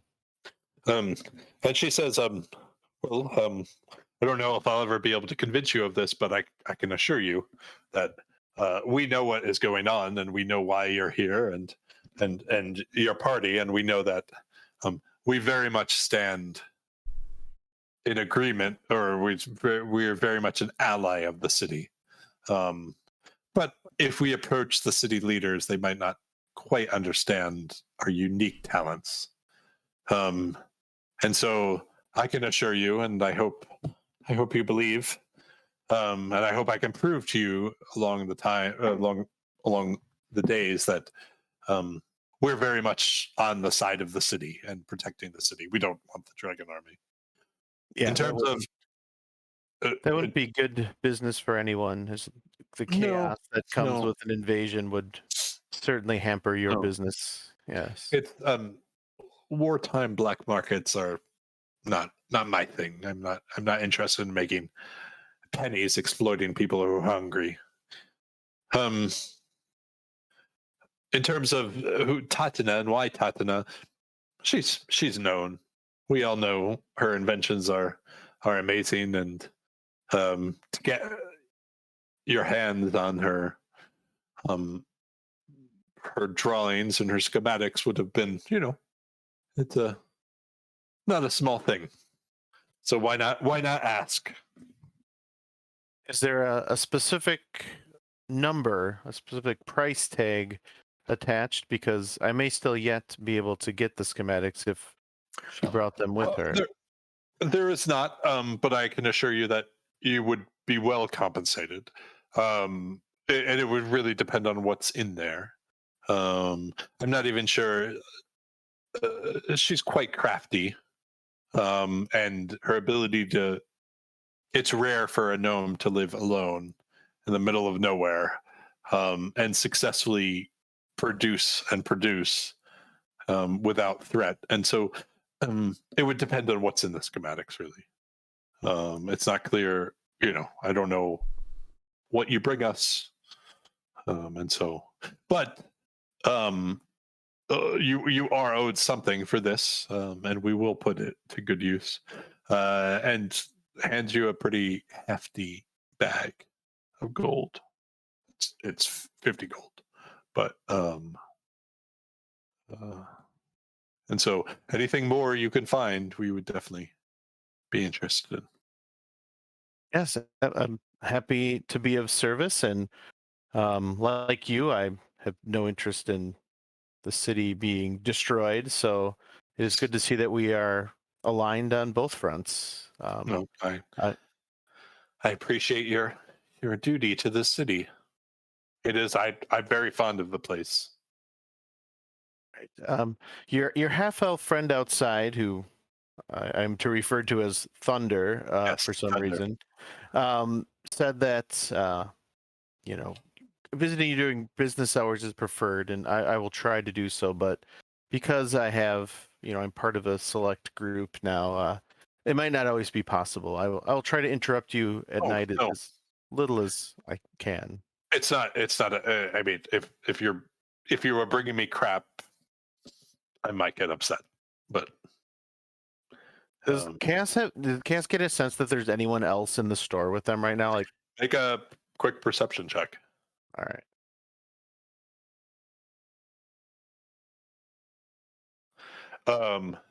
No, but what Cass does see, but it's unclear how to interpret, is there. At this hour, there's not too many people moving about to and fro out on the street, but there are windows in front of the store, and you have seen 2 or 3 shadows move across the windows. Like whether or not that's someone keeping tabs or that's just passerbys who don't have a good sense. So, all right. Well, I think at that point, Cass wouldn't want to overstay their welcome and would bid Moilara good night, and again say, if any other tasks come up, keep me in mind. Meanwhile, I will see if I can still procure the schematics that you seek. Excellent. We will definitely. I appreciate your fast moving on this. And she politely excuses you. Like, you definitely woke her up. Like, there's no doubt about that. But it's not like it really wasn't. There was no sense of rudeness or being imposed upon. So, all right. Anything else you wanted to do with the evening? Nope. Cass would probably then make a beeline back to the castle so as not to be away suspiciously long. Anything else for the rest of you? As the night is coming to an end, and Quinton is an excessive amount of beers in, he's getting very emotional at the bar, and he's singing. And he's just singing, "Bluebird in the sky, mine could fly twice as high. Just wanted to look what's in the nook, that gnomish workshop." Okay, Quinton. Come on, let's get you home. There, pal. Now. You're all right. Buddy. Singing. It reminds me of my mom. It's The workshop. The bluebird. Oh, no, the bird. Why is that? Were you singing it on the way home? Maybe on the way home. Yeah, he's just like singing it through the streets. So Dara is like, he does some refrains with you. I can't see anything. I can't see anything. I'll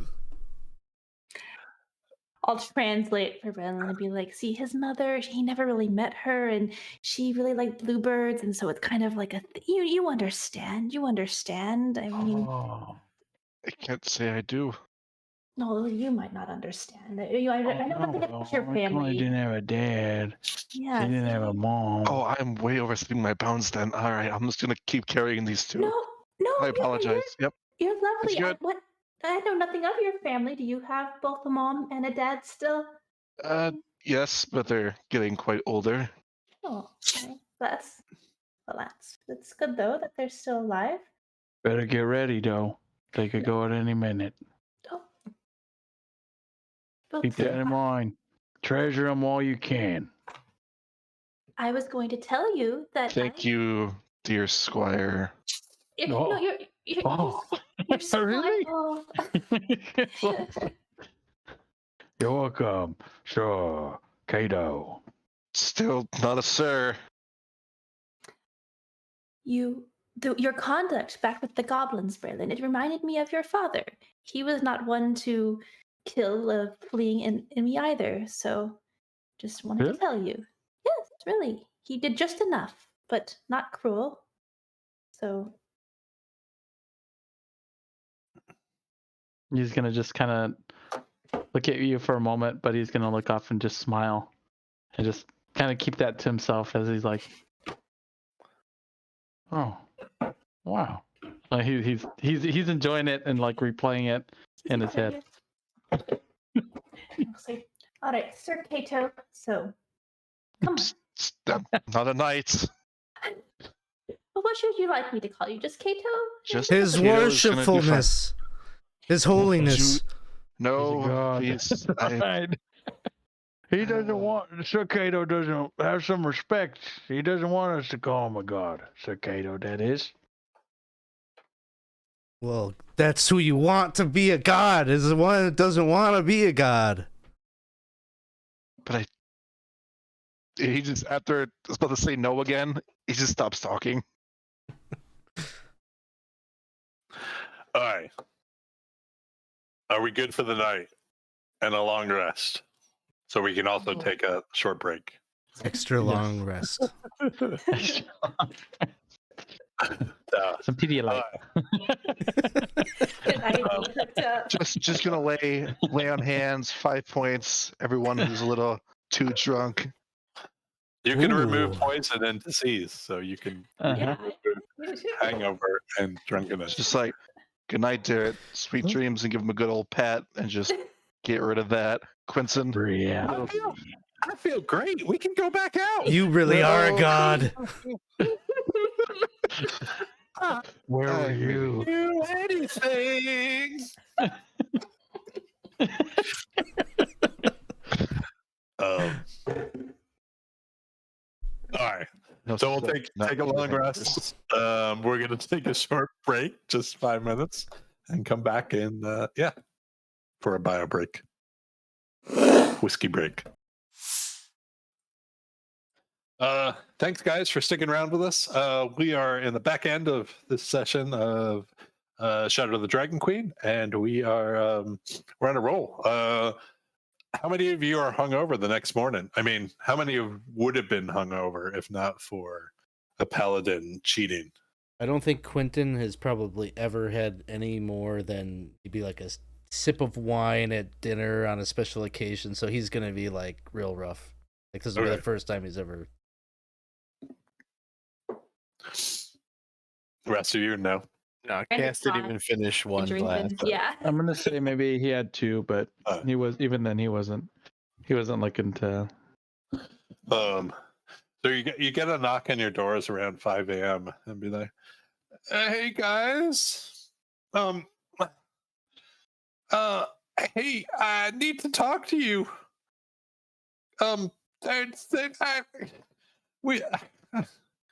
You guys need to go out again today, guys. I mean, I'm just really tired. Here, come in. Sit down in the chair. I don't think it was such a good idea that we went out last night.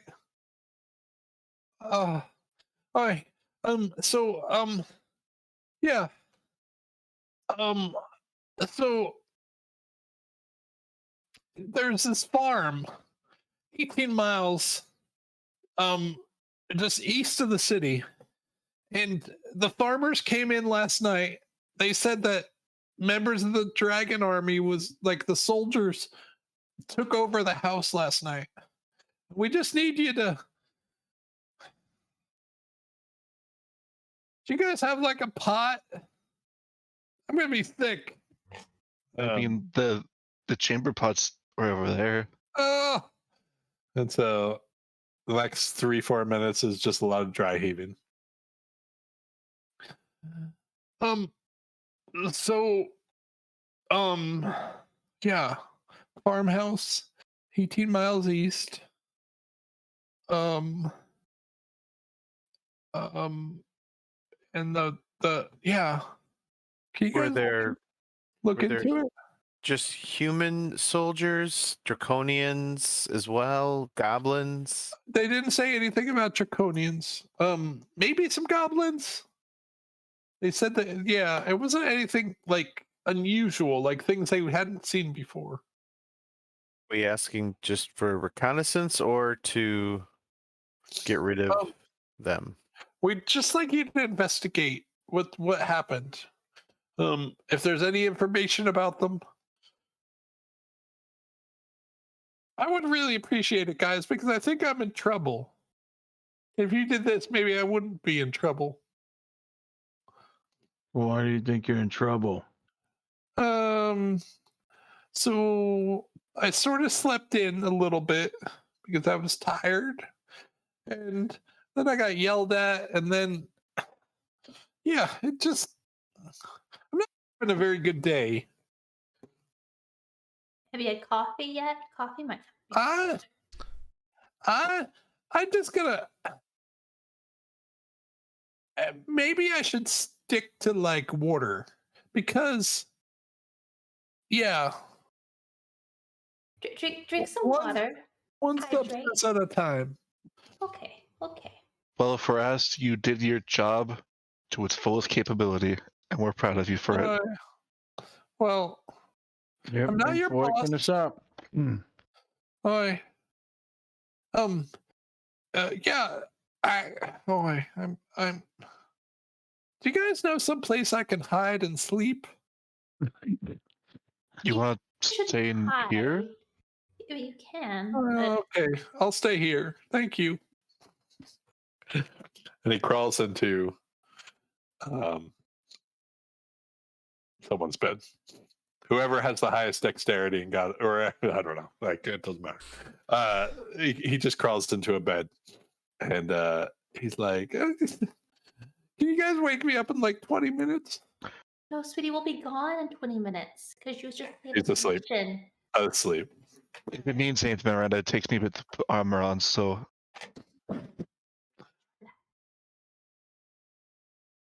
All right. So you do have access to the farmers, and they basically tell you almost roughly the same. That there was this farmhouse. They give you directions and sort of a like you know where to go. You're going out there, and sorry, I realized I didn't give you access to this. I don't think it's important right now, but um um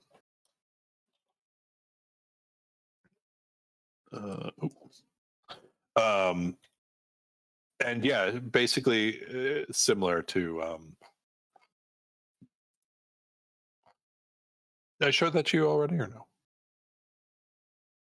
Fargab? Yeah. Yeah. Did I show you the with the description? Okay. Yeah, so you guys generally know where to go. It's basically the farmers are asking whether you could clear the area and help them out. You realize already it's going to be a ridiculous thing because even if you cleared that farmhouse, like you're not a big enough force to clear the area. But yeah, you've been asked to do this, so Is there anything? I heard some supplies real quick. That's easy to do on the way out. Is there anything else you guys wanted to do before you leave? So this might be a big ask that might not be possible, but um, my thought is if we have a bunch of soldiers held up at a farm that they want to get rid of these particular soldiers, that some sort of poison might be good to clear them out. If we could get close enough in. So if there's anything that's like a poisonous substance that I could, poison their food, coffee, or something. Not something that like the person I think who you would think of who might be the best person would actually be Tatana. Oh. But doesn't have one on hand. But if that is something you would like her to develop, she could probably work on it. Like, so for this morning, no. But if the idea of like a gas bomb, yeah, she's willing to work on it for you guys. If you wanted to actually actively start working on that, yeah, might be good because I feel like these are not the only farmers that are going to have their land. Quinton would jump on the opportunity to use the far gab, make that request. All right, so it's you. It's currently you and Miranda who have it. We have them. Oh, so we haven't taken them from us. We still have them. Sorry. Yes, you have them. Like she gave it to you, and if that, I apologize if that wasn't. So the Dragon Army wanted something like that. Asked her to develop it, and it's yours. Like she can make a new one. That's why it's not so important that you guys have this one. Maybe she just only has one pair at the moment. Should we leave? Should we leave one with Darrett? The range of the far gab. It's 18 miles, so like it would be within range of this place we're gonna go to. Yeah. Let's Wake up! Wake up! Let's shake him loose. Just like front backpack it on him on his passed out body. Give him like a 30-second tutorial on how it works and say, okay, hope you remember that when you wake up from the hangover. Goodbye.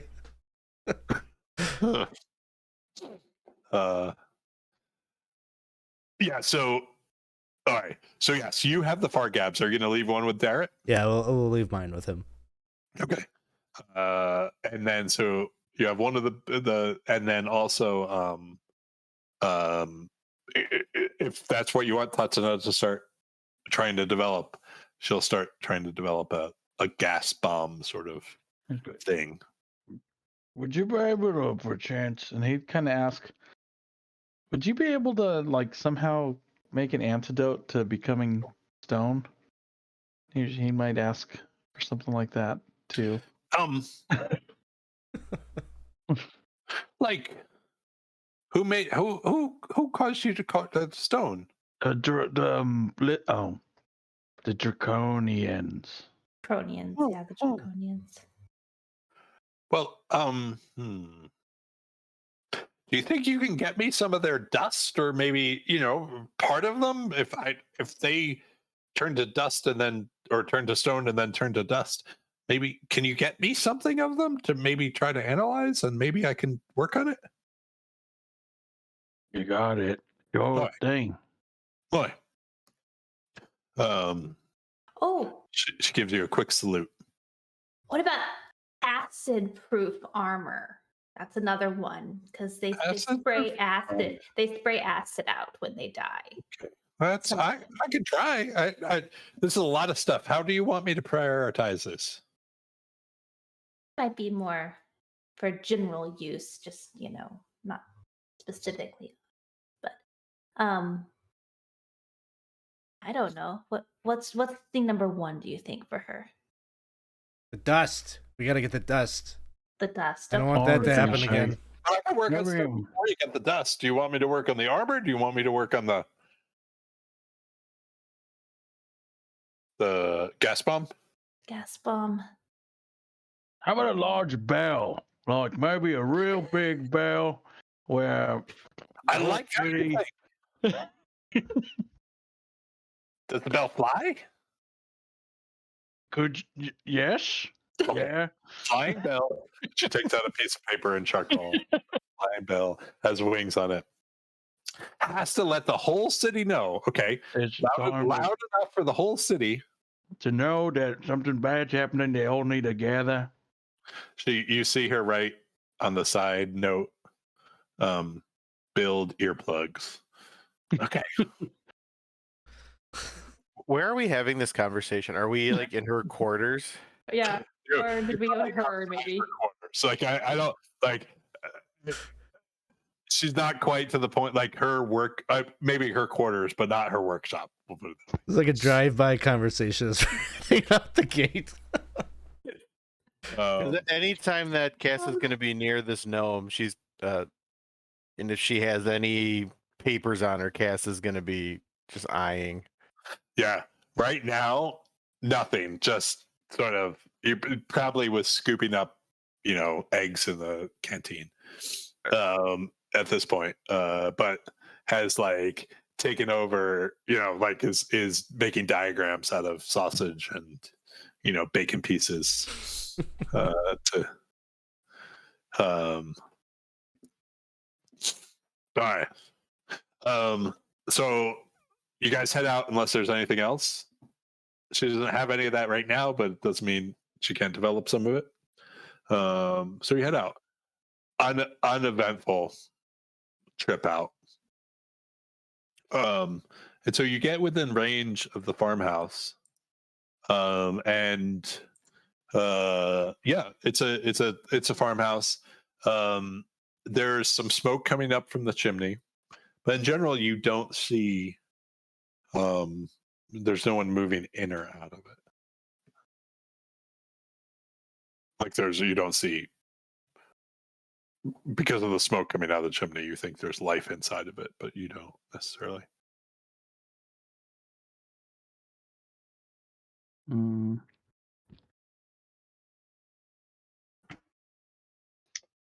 Well, this is the place that they described. Maybe we should do kind of a perimeter check to see if there might be some forces left outside. Yeah. They have a guard, Right. maybe. Mhm. Guards.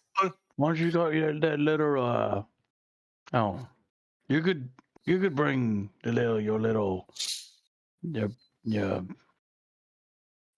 the little bird back. Your little bird. Quinton looks a little embarrassed. He has a little bit of a memory of singing in the streets about it last night, but he'll like kind of bring it out from like his cloak, and he'll just nod to you and like kind of send it off, and I'll have it do kind of a ring around instead. It's a pretty bird. It's a nice looking bird. All right. So there is, I would say, signs of definitely a fair number of people in the area, probably more than the farmer's family recently. There is some signs of people being in the house, like shadows and stuff like that, but the curtains are drawn, and yeah. Well, no one immediately in the area, but they're definitely holed up in there, I would think. Leftover force. Doesn't it seem strange that they wouldn't have someone outside watching? Oh, with your, I don't know, perception would be a physical trait, right? So with your bluebird or with your bird, make a perception check real quick. Right? Like I can't, yeah, it's really. With the bird stats. Yeah. Do you need them? It's probably a +0, but I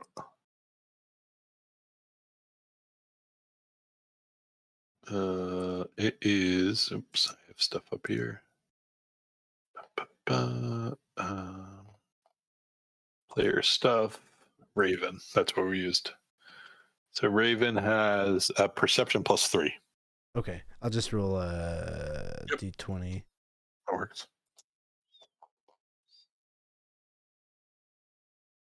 Oh, perfect. 20. Okay. So the raven's flying around a fair bit, and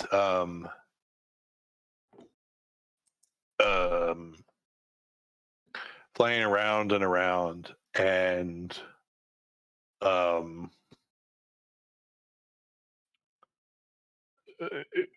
sees it's a 2-story farmhouse, and sees movement on, not necessarily movement. Well, no, it sees movement, right? It's not a lot of movement, but the occasional shape move behind the curtains and things like that. Like I said, there's smoke coming out of the chimney, and as it's sort of flying back towards you, one of the haystacks in the field, you see feet poking out of. Do they look like boots or clawed feet? Yeah. Boots. Boots. Is that just the one haystack? Yeah, like it's a haystack. I should point out that they're not sticking out, like it's not the toes sticking out. It is literally the boots sticking out. So like horizontal to how someone would stand. Can I maybe send the blue bird around in a way to see if it's like a sniper laying prone or a body or? It unclear what it is because it's definitely inside the haystack. Oh, but okay. it would be in the position of someone laying down, which makes you think it's weird that they're sleeping like that, but maybe not impossible. I'll point this out to the group that I don't know if it's like concealment of a body or if it's like hidden troops like laying in wait or what. Well, it's a good spot you made. You could have easily missed that, whatever it might be. It seems odd, right? This whole thing seems very weird. I should point 18 miles would be like half the, so it's probably like midday, Okay. like just a time of day, if that's comes up.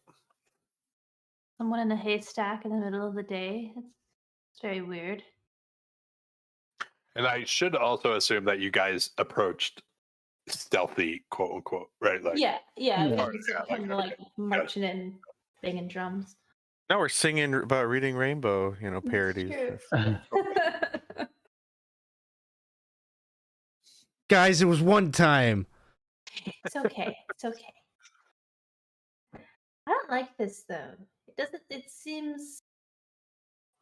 Well. All right. Let me just tell you all my thoughts from last night. Not the drunkenness. Just. Well. They said that no one came back. No scouts came back, but the information is coming back, right? We know about calling them, that they call them the Draconians. We know about this consolidated person. Like, I'm just saying that, I'm not sure we can trust that everything we're told is as it seems. I think these are scouts, and maybe they're trying to see where the leaks are coming out of. I don't know. I'm just saying It's a this conspiracy. is weird.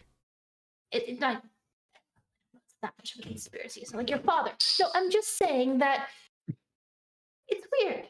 And this is weird. We hear some farmers that say, oh, our farm was taken over, but this is weird.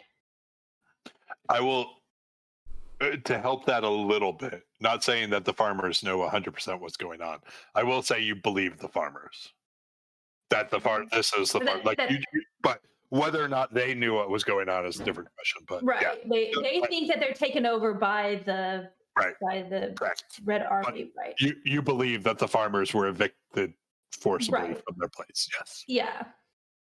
But we just like, who are these people who've taken over? How That- far? Fair.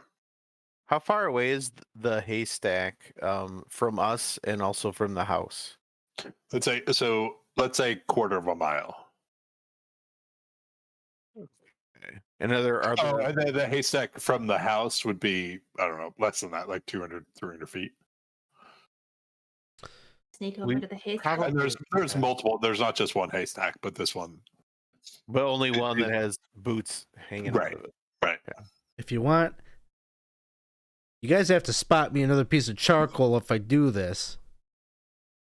But I could have the bluebird maybe just land on the haystack and see what happens. Probably would be the safest Yeah, option. let's try. Okay. Bluebird lands on the haystack. Nothing happens. Boots don't move. How about make them move? Mike, I'm sure you told us, right? That I'd probably say, but make them land on the boots. Okay. You'll have the bluebird will land on the boots and kind of peck at the boot. Yep. Nothing happens. Uh-oh. Well, I mean, it's good news for the bluebird, but that thing ain't moving. It might be a Either body. That or he's very committed.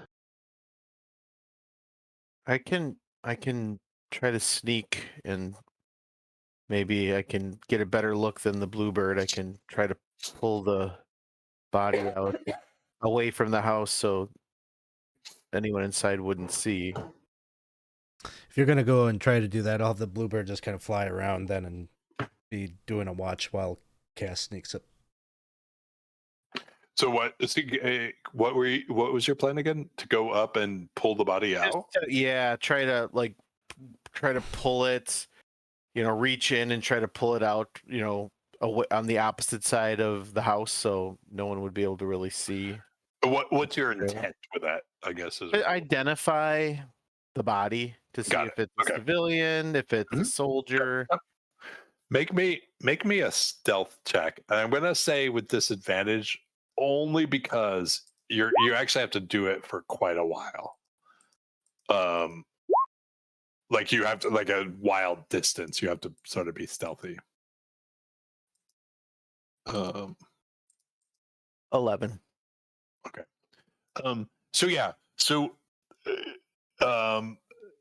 You get up to the haystack. The thing, I would say about sort of as you're sort of zigzagging, getting in there, the bluebird definitely can now see from the second floor in that direction the curtain that faces basically the windows that face that area.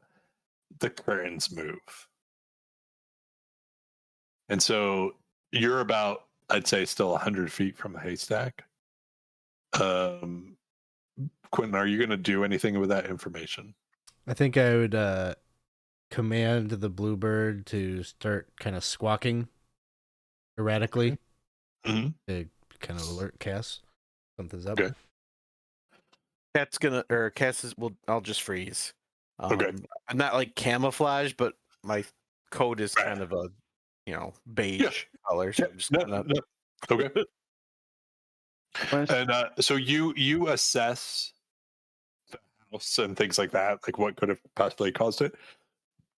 And I would say maybe you don't see the movement of a person, but you can see the curtain sort of moving back and forth. What basically the same thing the bluebird just saw, but nothing else. Cass is just gonna wait it out. Okay. Question. Kinda Yep. seeing if anything- Quinton, would you be relaying what's happening to us Yeah. as well? He can jump, like the weird thing is when you do it for long periods of time, but he can jump in and out of it. It's not And how far away are we from that window that's flapping around? maybe like a quarter of a mile.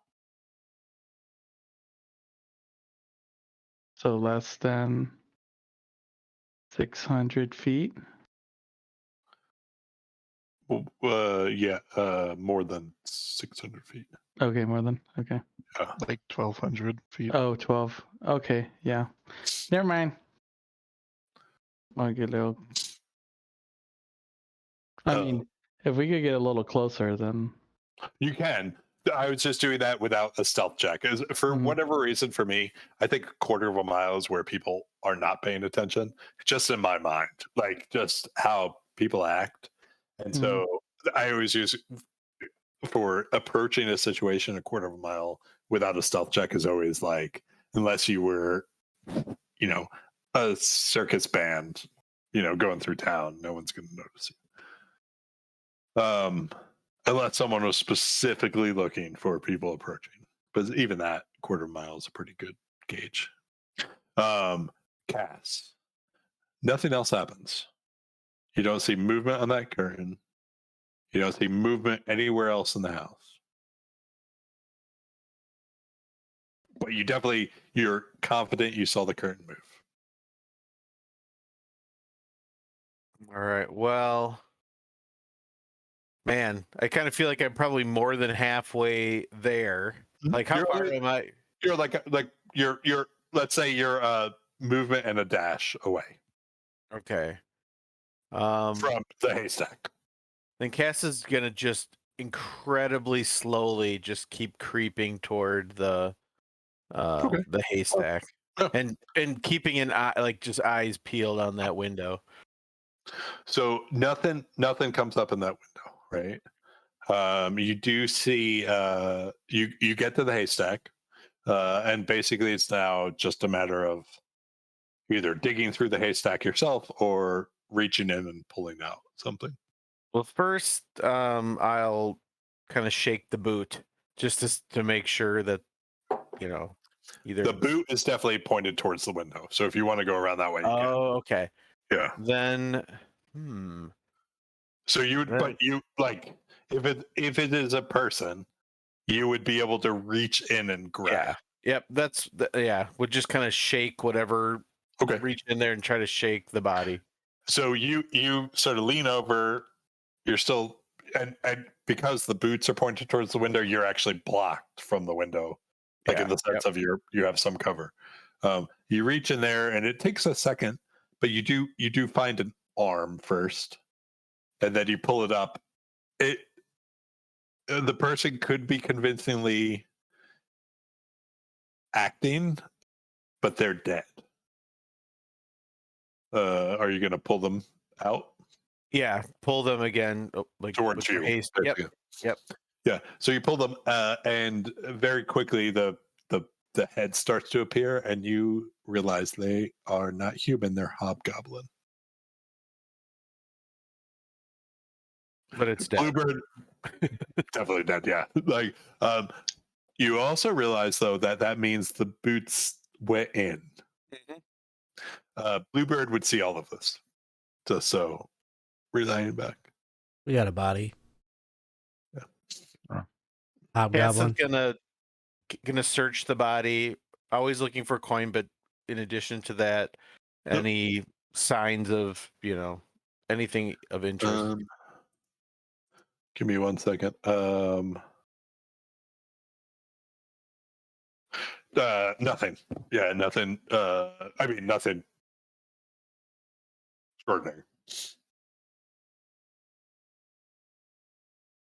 Cass looks up at the bluebird and shrugs.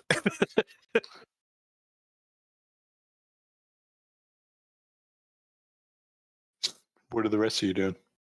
Do we need to get there closer there, Quinton?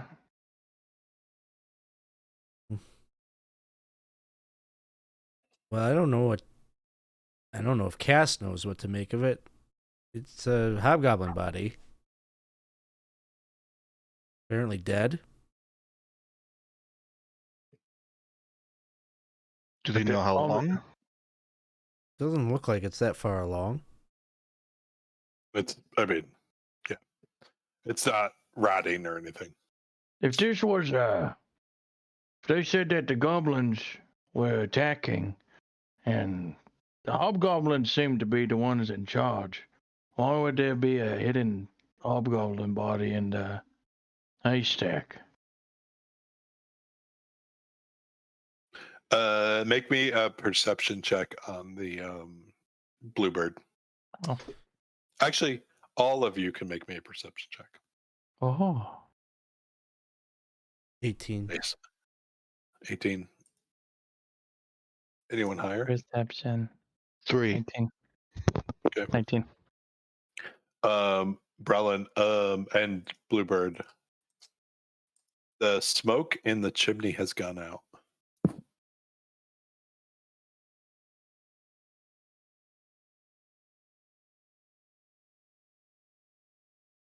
think we should take cover.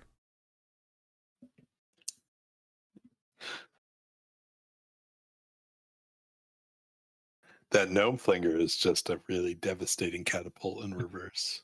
Coming. Oh, Lord. The chimney went out. Let the flame went out in the chimney. Could be a Then send the signal. bluebird down the chimney. Too soon. Too soon. Oh, do it. Come Let's- on. We gotta save Cass. He might be in danger. Okay. I'll send the bluebird down the chimney. Roll me just stealth is dexterity, right? Roll me just a dexterity, it's a D20 because it's +0 for a raven. I'm almost positive. I'm sorry, it's +2. There we go. 20. Oh yeah. So Bluebird sort of hops down, and it is smoky down there. You're in Bluebird vision, I assume. Hmm. So yeah, inside, you see, there's two. So the chimney itself has two openings, like inside the house. One second floor, one top floor, but you know what I mean. I can no longer speak in English. I can't figure out based on learning German what floor is the bottom one. The first floor and the second floor. Okay. So the opening from the chimney on the second floor is where it's looking out at the moment. And you see, hold on one second. You see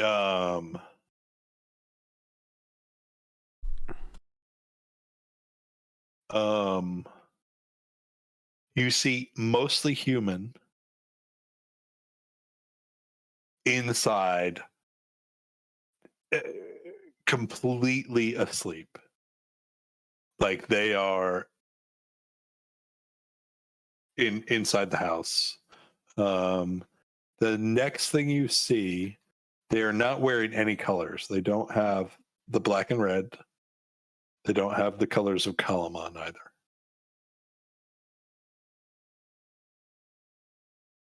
The other thing you would probably see is it's clear that they have recently seen battle.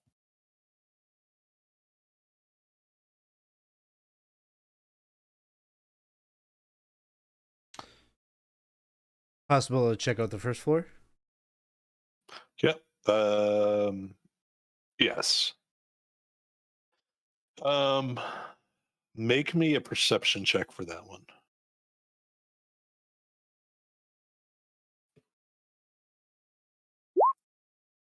Oh, holy. Okay. So it was a 20 no matter what. So fly down on the first floor. A similar situation, although people are awake on the first floor. And you see people sort of, they've moved furniture in front of the curtain, or sorry, in front of the windows. So it's window curtain furniture. So they can move back and forth without, letting people know they're there, basically. Humans, almost entirely humans. Similar situation. There are some people sleeping. Most people are sleeping, but there are people watching outside the windows. However, the most important thing is in the group of people.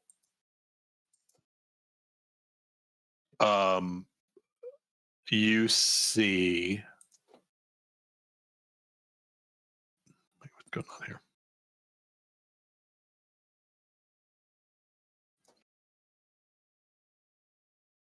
Wait, really?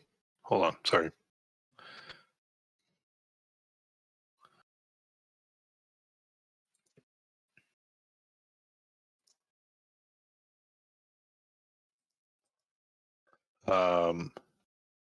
In the group of people,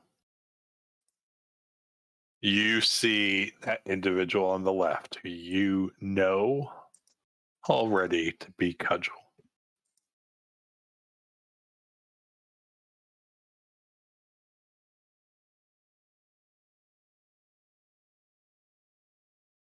All right. I'll report that back to the group. Cudgel's inside. Wait, who? Cudgel, not in a kidnapped way. Like Cudgel seems to be in charge of the group of people inside, awake, alert. Oh, they're Did you say Cudgel? holding out there. They survived.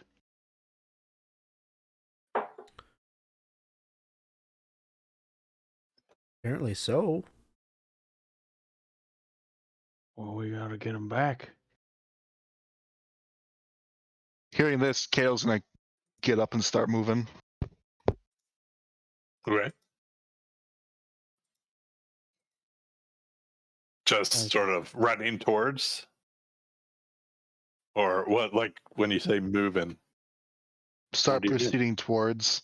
I'm not like, Okay. I'm not like breakneck speed towards a castle or something, but But being obvious and trying Yeah. to. yes. Okay. And displaying the colors I wear so proudly. Okay. So from the inside, if you were still watching through the Bluebird, you would see something to the effect of the soldiers being like, "Sir, there's someone, or ma'am, like there's someone coming towards the farmhouse," and Cudgel looking out and recognizing you.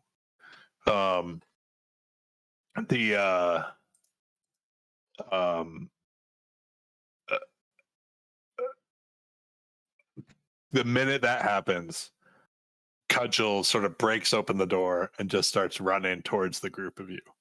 And just once you guys meet, all of you, like without fail, does the sort of grab, bear hug, picks you up off the ground and spins you around. Like one by one goes down the line. Like, I didn't think I'd ever see you again. What, like, I, this is what's left of the ironclad.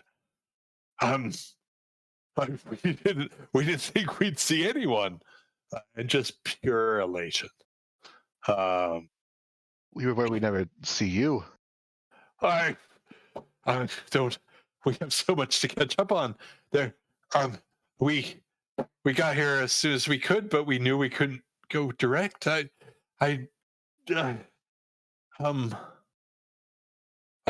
What? And it just tears on their face. I just said, like, just you see elation, and as the story comes out, everything you heard was true. It's just Cudgel got there before you, and so Cudgel cleared out the farmhouse. The militia was exhausted. They hunkered down there for the night, and you came upon them.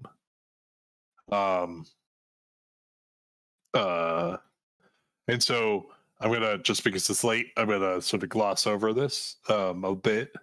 So yeah, there was, in the group that they killed, there were mostly hobgoblins, but there was one human who was dressed in the black, and so there's a, if someone wants it, there's a black and red set of armor out there now. They yeah, like I said, they cleared it. The probably the most important thing about the human who had the black and red armor, I'm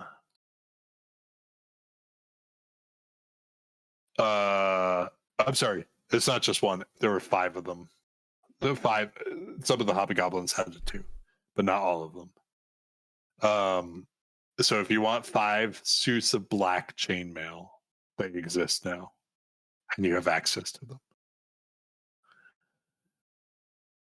But Cudgel quickly shows you that on the human was a message that said, "The High Master requires soldiers, not thugs. Figure out which you have, then dispatch the ones who are not suited to the task. This is the Dragon Queen's will." I think I can do something fancy like that. Yep, like that. It was on a note that was on the human. And so yeah, we'll leave it there with a slight victory for you guys. Not a slight, a big victory. Let's be honest. That Cudgel is not dead. And so that sort of end of this session, we'll go with Cudgel and you and the remnants of the Iron Regiment headed back into Vogler, or back into Kalamon. And Cudgel absolutely wants to be part of this. Like, there's no, like, wants to be introduced to the leadership and is willing to absolutely help out any way they can. So with that, unless anyone has anything they're dying to do with this last scene, I'm gonna end it here.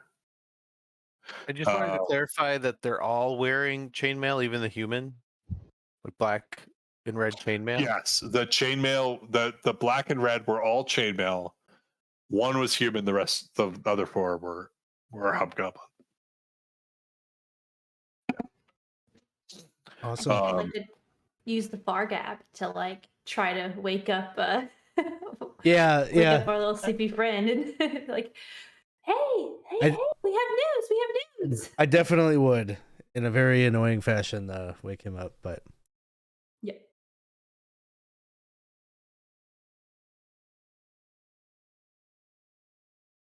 Oh no. maybe Seems like the headset just died. The headset died, right? Gone. Oh no. It's just us now. The Fargab. He's not awake. Yeah. The Fargab didn't work. Wake up, Jared! We need you! Jared, please. Jared! I can hear you now. So can you please repeat all of that? Oh, we're gonna use the Fargab to tell Garrett, like, oh my god, Cudgel's alive. Wake up. report this immediately so you it can get is out noon. of the Well, get out of the he was really doghouse. passed out. So. Yeah. Oh, that's great. Hey, where are you? Are you guys out at the where are you guys? What? Can you put them on? Hey, phone for you. Cudgel. And so you hear back and forth between Cudgel and Garrett. Sorry. And so I almost got there. And so It's fine. I was excited to hear them have a conversation with each other. they're pretty. I think Cudgel is a little bit more reserved, but clearly like also surprised that he is alive as well, right? Like, of all the hapless individuals in Fogel. Yeah. So yeah, I think so. We will leave it with you guys sort of triumphantly returning to the city with some new allies, and having done sort of the will of the city. That's going to mean that you guys do level up to level 5, which means fireball, which, you know, way to make a trope in a D&D game. So thank you everyone who's in the audience. I apologize that I didn't use that reroll. We actually ran out of time with that last portion, but not for a bad reason. It was just I much rather role play than do battle maps. So so thank you everyone for joining us. I will just put a plug in for two things if you haven't done them before.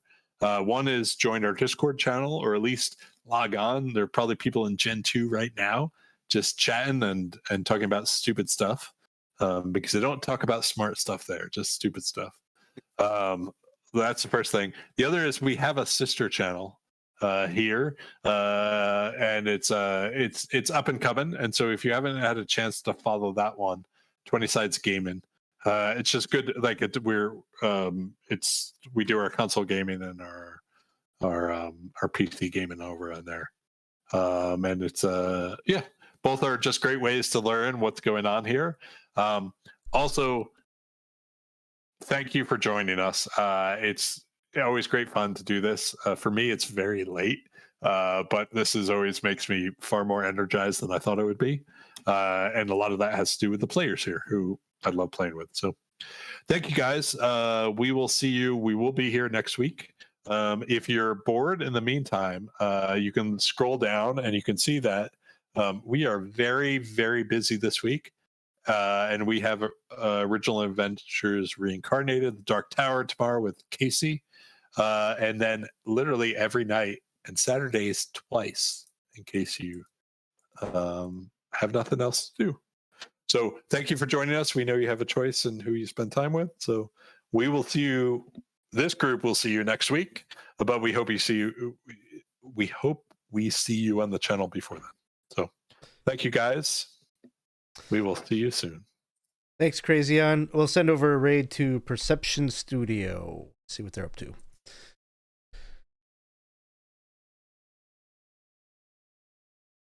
And When should we tell Alex? away we go. Never. Yeah, good idea. Muted to you, not the audience.